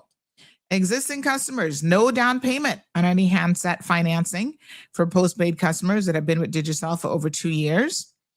And if you're already a postpaid customer, you can now upgrade to second line for only $50 per month. So check them out while supplies last, and terms and conditions do apply. And the Christmas offers are valid now through December the 31st. I know that you guys have been taking advantage of these deals because we've been getting a lot of feedback. Yes, positive feedback, honey chill. And don't forget that if you top up your phone $20 or more, you get a chance to win a brand new Samsung A36. If you activate a 7-day plan or higher, you get entered to win that phone as well. So this is part of the Digicel Christmas giveaways. For postpaid customers, if you upgrade your postpaid plan, you can get a chance to win a new iPhone. That's nice. And if you upgrade your phone, you can get a chance to win a new iPhone as well. You know how else you can get entered? Go pay your bill. Yep. Pay your bill on time and in full, and you'll get entered to win a new iPhone as well. If you're a D Plus customer, if you upgrade your home internet plan, you have a chance to win a new iPhone. And if you pay your bill on time and in full, you also get entered to win. So they're going to be doing 10 winners per week right up until December the 31st. And Digicel will select the prizes based on the offer the customer took advantage of or the transaction conducted. And of course, they'll reach out to you and let you know that you have won, honey child. All right. So visit your local Digi store today and get yourself and your loved ones all sorted out for Christmas. Dun, dun, dun. All right. Let's have a look at this video now that I'm about to show you, honey child. And this is, by the way, did you see the police officer just run by on foot? There he is. Lots of police presence. Yep, there he is getting a little exercise there, honey child. Lots of police presence in town these days. Thank you, RCIPS. They were all over the place. In fact, that day I thought something might have been up because I saw a police motorbike. I saw FRU. I saw them all look like they were in a hurry. I don't know where they were going, but then I didn't hear that anything happened. So that was good. So I suppose they were just, making sure there's enough presence out there. Did you guys hear there's a $50,000 award for any information that leads to the arrest and conviction of those two guys in that robbery? Yep. What's the thing called? Stoppers, Crime Stoppers. They're another one who needs to do more advertising, honey chill. But yes, they're offering a $50,000 award. Go get your money, honey. Somebody knows who those two men are. I'm just saying. All right. So look at this. Look at that. You see the bad driving? This is what I'm telling y'all. Every single day without failure, these dash cams are catching people doing the worst things on the roads. Okay? Look at what this driver just did. No indicator, no nothing. Your indicators are there for you to use so that people know what you intend to do. Look at that. This is what we have to contend with. Just to, of course, to be fair to him, I don't know what this other vehicle was doing. Looks like they were trying to get into CIBC, and I guess there was a line or something there, right? So not to say you can't go around a vehicle, although that is a solid line. But what you should do is you need to at least indicate, because here I am driving, minding my own business, and he just pulls out. So yeah, it looks like that car is going to park a lot. No patience. What is the hurry? What is the rush? Where are you guys killing yourselves to go is what I would like to know. Like, seriously, you're going to get there 1 minute sooner. Whoop-de-doo. Yay. You arrived 1 minute sooner. Like, what is the big deal? Okay. Let's keep going. All right. And you also, a lot of you don't seem to know where to give way or how to give way. You always give way to the right when we drive in this country. Okay. So look at us. We're continuing to drive through central town. Yep. Pedestrian walkways. You got to pay attention to those. There's been a few now added in the Savannah area. So here's why I thought something was going on. First, I saw that police vehicle. Look at this one. And then I saw a bike as well. And they look like they were in a bit of a hurry. I was like, wonder where they're going. See the police bike coming now? He was in a hurry. Lights on, lights flashing and everything. I was like, some police action. And there's another one. Another FRU vehicle with lights on. I thought, oh my God, was there another robbery? I was like, message me if you hear anything, honey child. So taking the little roundabout, here we go. Yep. Driving. Look, another. Oh, there's a moped user. I thought it was another police vehicle. No, that one was a moped user. Okay. All right. So we're coming down this. What's this cut through road by this 1GT? That's Goring Avenue. Oh Lord, sometimes I can't remember the names of the streets anymore. I think this is Goring Avenue. All right. So we're coming down the road. Another pedestrian crossway. We got a lot of those. Somebody was saying to me last night, how many roundabouts does Cayman have? Oh God, a lot. We're a place that believes in roundabouts. Some of the drivers pull in front of you and drive slow. That's the least of your worries, I'm telling y'all. The slow drivers are traditionally not the ones causing the accident. So here we go. Now pay attention. You're going to see this guy pull out here shortly, right by Couture Street. So now I'm on Walker's Road. Driving. Yes. Okay. Look, here we go. He's already halfway in the road. Now, to be fair to him, but look at the things from my angle, right? There is a van that is parked on the road. This is where you guys are causing problems. Okay. So in order to even see, he had to pull out way further than he should have. Whose van is this? Danny, this is right by your mama's house. So maybe you can go and see if it's still there.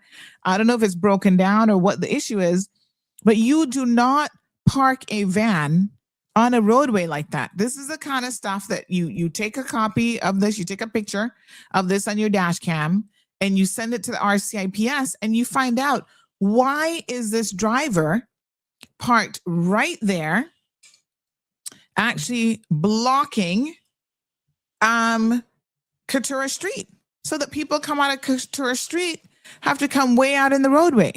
But if he had had an accident, he would have still been at fault because he has to come out of a side road safely.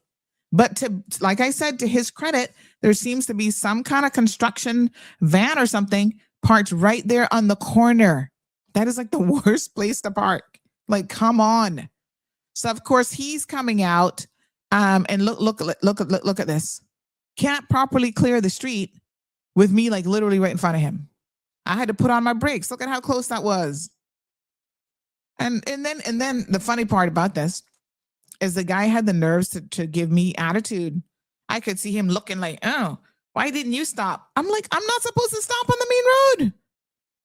You're supposed to have clearance. So yes, he gave me attitude and I was like, really, dude? Are you serious? I still let you out. Didn't run into you because if I'd ran into you, you would be at fault. But then look, it's not over yet. If you thought that was the end of it, have a look at this. Look at what's coming up next. Another person does the exact same thing, pulls out in front of me because I guess they can. So look, here she is now, same thing. Like, really, woman? You don't pull out in the middle of the road and hope that somebody's going to stop. That's how you get sideswiped. That's how you get hit. You see, within 30 seconds, those two drivers did that and they should not have done it. This is 5 minutes on Cayman roadways. And I can tell you, I see so much more of this on a daily basis. These dash cams have been an eye opener for me personally because of the ish that I'm like, oh my God, did we just capture that? Robert says it's 9:29. I have my tea. FO time, Auntie. Oh, we trying to behave because Mr. Amelia has her grandnephew messaging. 13-year-old told me he likes to listen to my show, but he don't want to hear no profanity. Robert, we might have to start having private sessions when we can curse somebody out, where it's email invite only, no children allowed. When we can really go FAFO, when we can really go ham, no children allowed. When we got to talk about some of these politicians and stuff like that. No kids. That's not a bad idea. Do like a webinar. FAFO, a webinar, the cold hard truth version. We might have to do that, honey child, because boy, these children, they want to be listening. And then we don't put it on social media because then that way they're not able to go back and listen to it. Carrie says, wow, Grand is indeed a shit show extraordinaire. But Carrie, that is in the span of less than 5 minutes because I didn't even finish playing the full 5 minutes. This is typical of Cayman roads. Every single day. This time of year is the worst because there are more people out there. And I can tell you, I don't even want to, like, getting this close to Christmas. That's why I'm not bothered with nothing called Christmas shopping or anything. Don't worry about it. Now, I'm going to go out probably tomorrow. Wednesday might be pushing it for me. But I am going to go out and do some Christmas interviews and stuff in Georgetown. So you'll see me with a little microphone set up out by the tree, stop and say hello. Yeah, I'm going to do that. But I'm telling you, I hate driving on the roads this time of year. It's the same reason why Thanksgiving in the US, you will not see me out tomorrow. You're going up and shop for Thanksgiving. I'm like, who? Not me, honey child. I don't want to be on those crazy roads. Thanksgiving? No. You know what we used to do when I lived in States for Thanksgiving? You stayed your backside home. I did not go anywhere. Stayed home. The football were on. American football's on for the men. The women are in the kitchen, getting the table sorted out for the big Thanksgiving meal. And that was it. Nope. Going out on those crazy roads. Oh, no, you can keep that. I'm not interested. Sadiqa, good morning, honey chow. How you doing? Says these people don't care. Every day I have these mad drivers encounters. Scary. It is scary. Abby says, I hate driving in Grand Cayman. OMG. It is scary. So, enforcement of the laws, reminding you that they're already there. Yeah, it's coming. So just know your part. Sarah, good morning. Says, kaboom, Sandy. This is a daily occurrence on badly lit streets. No one is saying get rid of them. But as a driver, if you pull out in front of me and you get hit badly or injured due to your fault, can you afford insurance for hospital and fixing my car? Plus, I have that on my conscience that I hit someone. Yeah, Sarah. I mean, there's that too. So I don't know.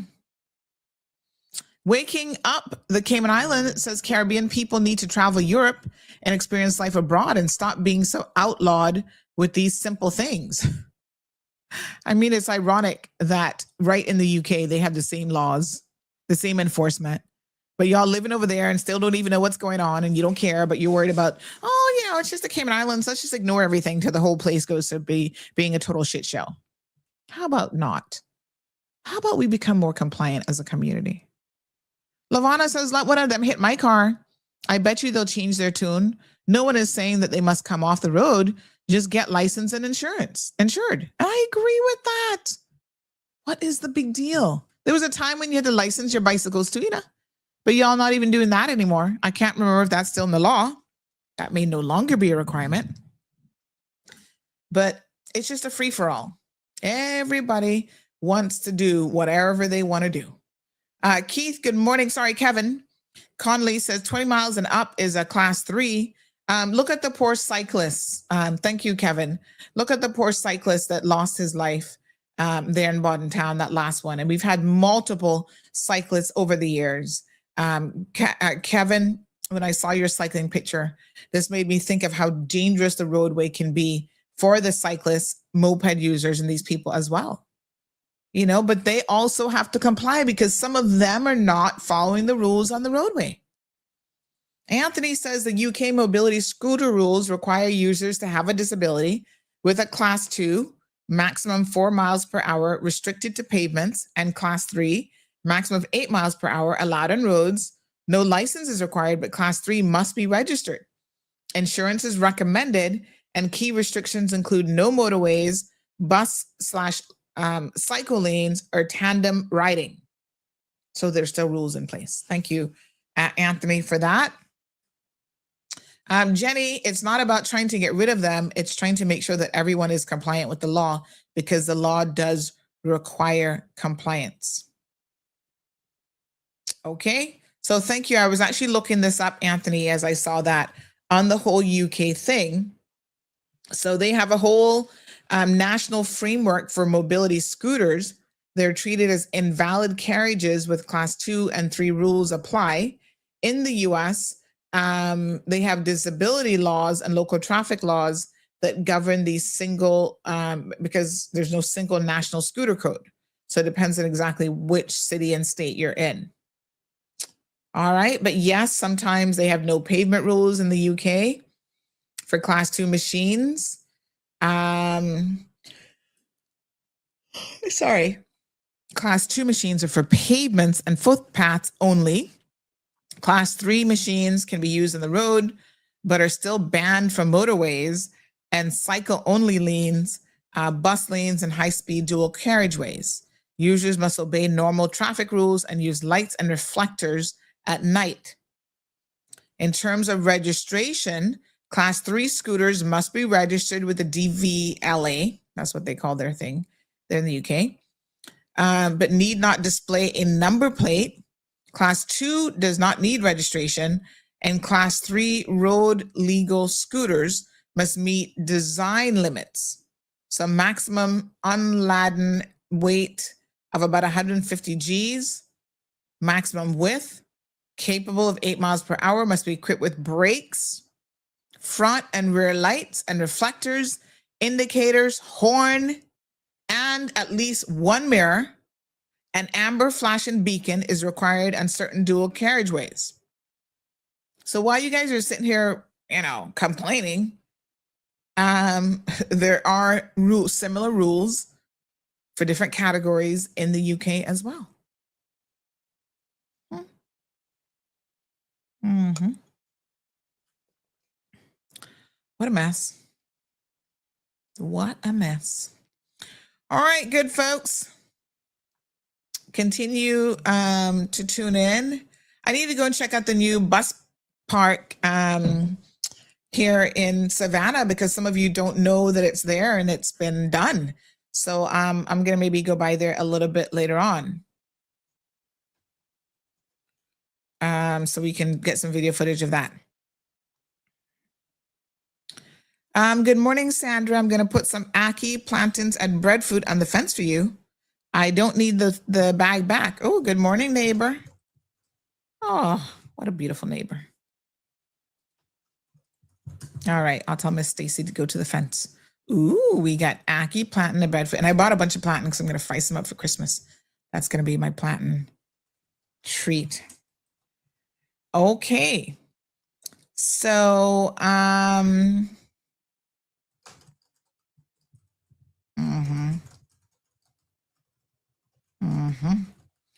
right, I do have to check on my Christmas beef to see when I need to pick that up so I can get that all seasoned up. Oh, someone says you did not give Eddie Kaboom for what he said about what he said the government should do before slap people in the face so sudden. Well, it's not sudden. They're giving you a whole month. You have until January the 16th. Let's be fair. Okay? Come on now. Come on. That's not enough time for you to sort yourselves out? Why? Because in this day and age, all it takes is an email. What y'all stressing yourselves out about? How much notice do you need that the law has been there for like years and they're finally going to enforce it? Oh, my Lord. Okay. Oh, somebody's sending me one in real time. Oh, my God. Is that in Cayman? What the hell? Lord Jesus. Thank you, honey child. Wow. Oh, my God. If you don't see the reason why, I got to post this one up. This is a great infomercial. If y'all do not see the reason why these vehicles on the personal, what do we call them? Personal vehicles, whatever we call them. If you don't see the reason why they need to be regulated as the law requires, why that has to be enforced, let me show you this morning that someone literally just sent me. This is why. Don't get upset at the Cayman Islands government, honey child. Who you need to get upset at are people like this. Look here. The what? You see? This is what y'all want on the roadway? That is what y'all want on the roadway? talking about, oh, that's cheaper than people sharing the cost of purchasing a vehicle. Really? That is how y'all get killed. That is so dangerous. No, sir. Morning, God, no sleep. Yes, we have more dash cams. Let me do a shameless plug here this morning. You guys know that I started bringing these in only because I see the madness that's going on the roadway. And have a look. Perfect example. It's like, really? What next? All right, let me see if I can pull up my little dash cam infomercial here for Christmas. Yes, we've got tons of inventory. And in fact, I keep saying that every single government vehicle needs to have these dash cams as well. That'll cut back on some of the abuses and misuses of the government vehicles. Because some of y'all, I have caught you on the roadway. Picking up people and dropping people off after I see that it actually says right there, no drivers allowed. And y'all still driving. Y'all still picking up people, I mean. I see you. And sometimes I'll be messaging your bosses too. Oh, I just saw that truck pull off on the side of the road right there in Crew Road, picking somebody up. And they're like, really? Did your dash cam caught it? It sure did. Honey chill. I'm just saying. Y'all be up to some stuff. This person says she looks like she's hanging on for dear life, and people wondering why we need to put these laws in place, why we need to enforce them.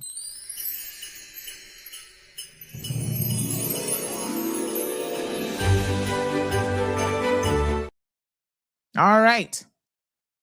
Message me.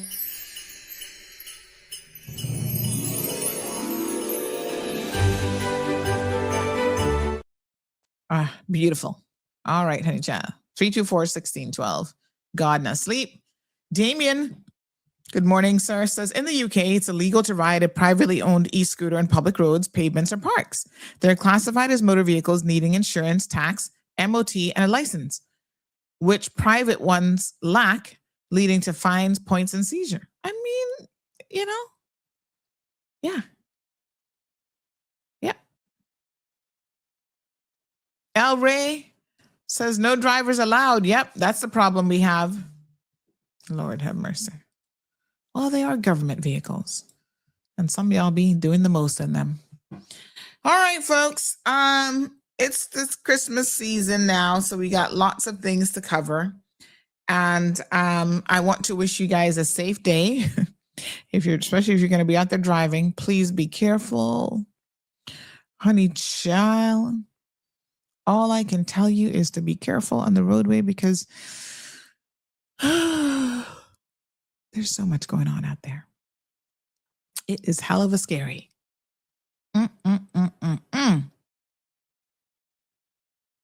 Oh no, there was a 56-year-old Bulgarian man from Chicago, died Monday while in immigration and customs enforcement. I guess that was last Monday. Custody at the North Lake Correctional Facility in Baldwin, Michigan. Oh, wow. That's so sad. His wife criticized the treatment he received, saying he was treated like an animal despite living and working in the U.S. for 30 years. Oh my God. Tisk, tisk. Oh my gosh. So sad. Oh my goodness. Okay.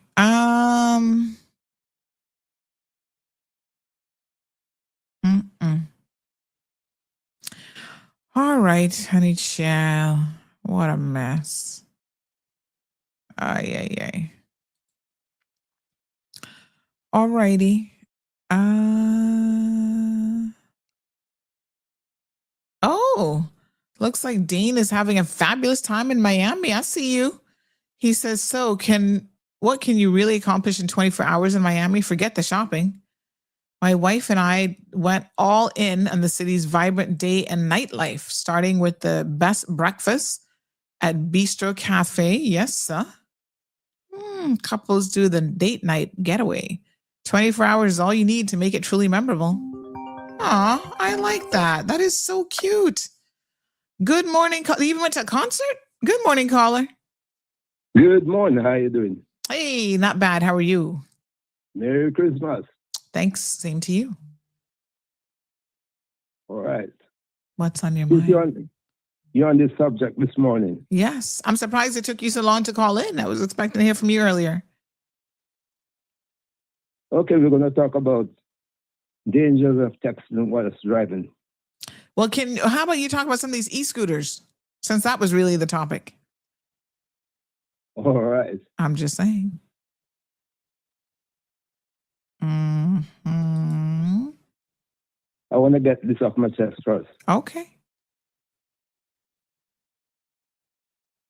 Mm-hmm. Because I taught this at John Gray High School before, and it was very interesting. Mm-hmm. No, you know Crew Road. Crew Road. Do you know the speed limit on Crew Road? Crew Road. I feel like it's either 25 or 30. It's not 25, it's 30 miles per hour. Okay, there you go. Okay. Mm-hmm. Now we are in the festive season. Mm-hmm. And everyone is going out shopping. And should you be driving along Crew Road at 30 miles per hour, I always tell students, make sure in slow moving traffic, make sure you can see where the rear wheels are making contact with the road surface. If you can't see the rear wheel making contact with the road surface, you are tailgating or falling too close behind the vehicle in front. Mm-hmm. So let's say you're heading east. You're coming up on Ryan Road, and that driver is going to make his left turn to go into Ryan Road. Mm-hmm. Some people make their turn and don't put an indicator, or maybe the bulb is not working. They put it on, but the bulb didn't come on to show that he's making his left turn. Mm-hmm. And all he did was step on the brake and swing in and make his left turn.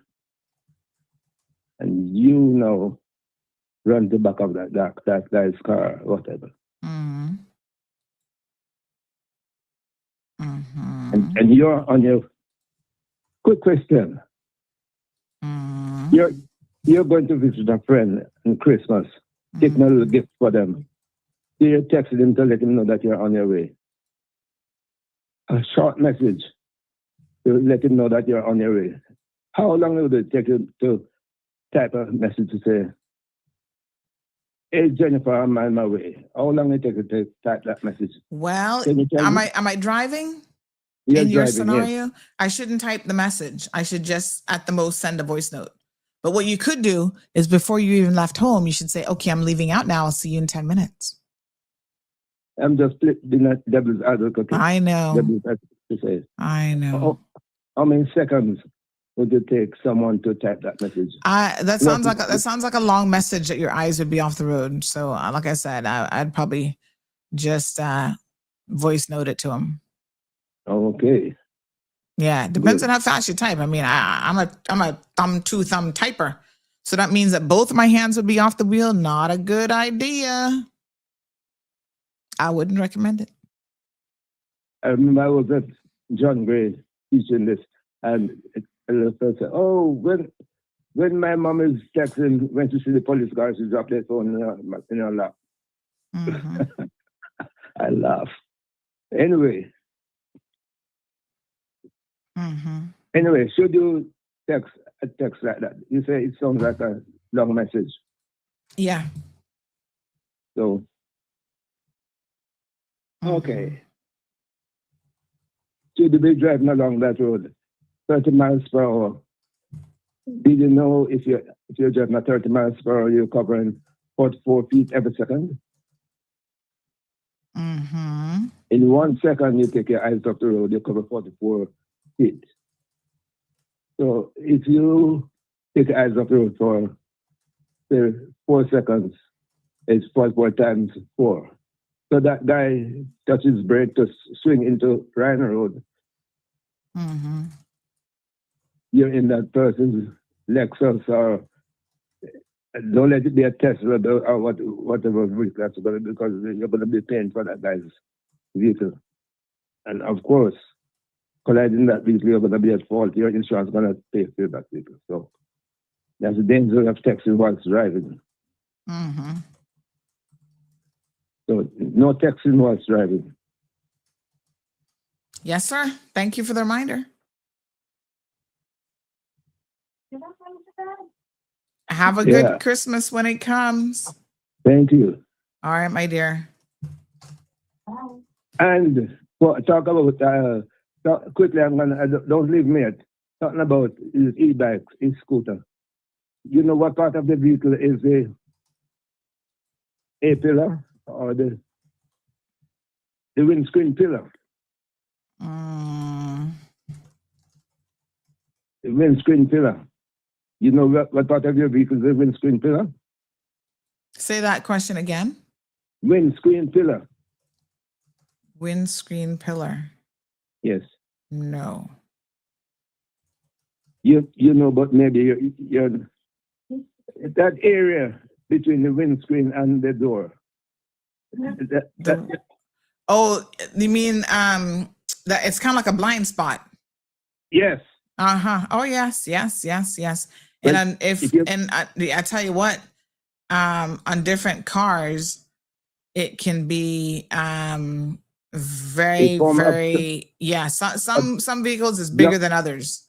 It blocks your view if you're coming out of a junction. Yeah. And I've noticed that some vehicles, because of the design of the vehicle, that area is a lot bigger than in other vehicles. Ooh. Yes. No, it forms a blockage when you're coming up a junction, and then those e-scooters or e-bikes, you cannot see them. Mm-hmm. If they're coming up on you from a junction, you're going to not see them. Mm-hmm. So you got to be careful, mm-hmm. and they just appear upon you. Yeah. You got to be careful with them. Yeah. But that's my rant for this morning. Okay. Thank you so much. I appreciate it. Take care. All the best. All right. Thank you so much. Have a good Christmas. Yes. Thank you very much. Thank you. Bye-bye. All right. All righty. Will the police confiscate any e-bikes and scooters that are not licensed, etc. after I think the answer is going to be yes. I believe they have the power to ticket, confiscate, make you go to court, because if you're on the roadway, as with any other vehicle, and you're required to be licensed, have insurance, etc., and you don't have it, normally that is not a confiscation. That's a court date in traffic court. And then the judge will decide what to do with you. So, yeah. Mm-hmm. All righty. Thank you so much. Miss Lucille, have a beautiful day. What should I say? If I was home this morning, I would not be a dog thief. I would be a breadfruit thief. I would take that bag off the fence before Miss Stacy gets to it. Lord Jesus. Miss Lucille. My goodness. You're missing breadfruit, huh? What a hot mess. All right, stay tuned, folks. Like I said, we're going to be having everybody from, I'm sure, the chief officer, the commissioner of police, other members of the Road Safety Commission, the National Road Safety Committee, on the program over the coming month. So they're trying to reduce road fatalities by 30% by 2028, with the goal of achieving zero fatalities by 2038. It's definitely ambitious, but it's not impossible. We could all do our part and do better. Thank you guys so much for tuning in. It's a beautiful day in the Cayman Islands. Hope that you guys have an absolutely fantastic, and I do mean fantastic, day. Christmas, let me tell you how many days. Hold on. Let me get my little Christmas counter. Christmas countdown. Dun, dun, dun, dun, dun. 3 days. Nope. Why does it say 3 days? Then this one says 2 days. I guess it depends on where you are in the world, technically. 2 days, 14 hours, 2 minutes, and 22 seconds. Yeah. And then the Christmas tracker begins. You get to see where Santa. Oh, I found a little Christmas tracker site. Oh, I think I'm going to make Gigi play this today. Oh, okay. We're going to pull that up on the computer for her to have a little fun Christmas time. All right, folks, please be careful on the roadway. I beg you, I beg you, I beg you. Don't pull out in front of people and assume that they're going to stop for you. Make sure you've got full clearance. Okay, honey child. Y'all have, Abby says, no brownies for Johan. I'm going to make him some for Christmas. That'll be his Christmas present for me this year. I'll make him a few brownies. With or without nuts. With or without coconuts. The coconut flakes on top. Oh, those be so good. Yummy. All right, folks, be good. Have a beautiful day. Get ready for all the best Cayman style beef and everything else we've got to offer. We will see you guys on tomorrow morning, 7:30. We're going to go straight through the Christmas holidays. Pretty much we're going to take Christmas Day and Boxing Day off because we got a lot of important messages coming your way. So we will be here. Normally I take like a week off during Christmas.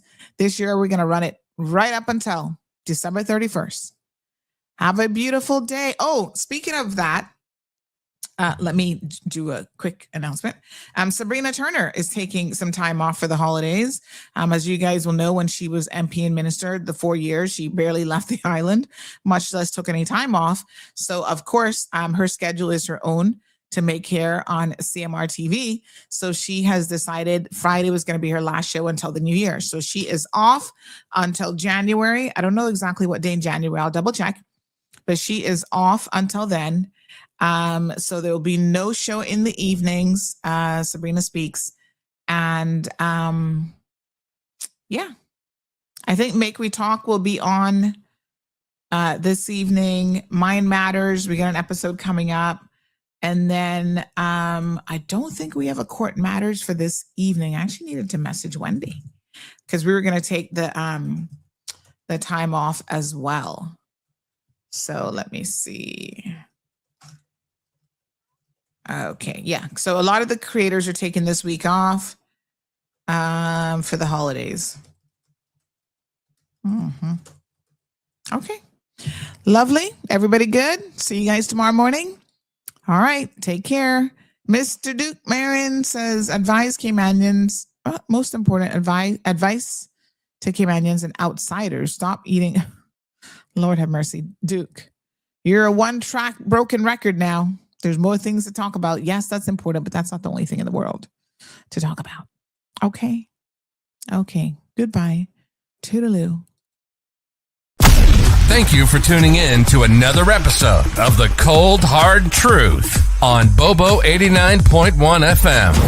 Cayman's #1 talk show is live weekdays from 7:30 a.m. Never miss an episode again. Watch anytime on CMR's Facebook and YouTube channels for the latest show episodes. Don't forget to follow us online on our social media channels. And visit CaymanMarlRoad.com for all the latest news and community happenings.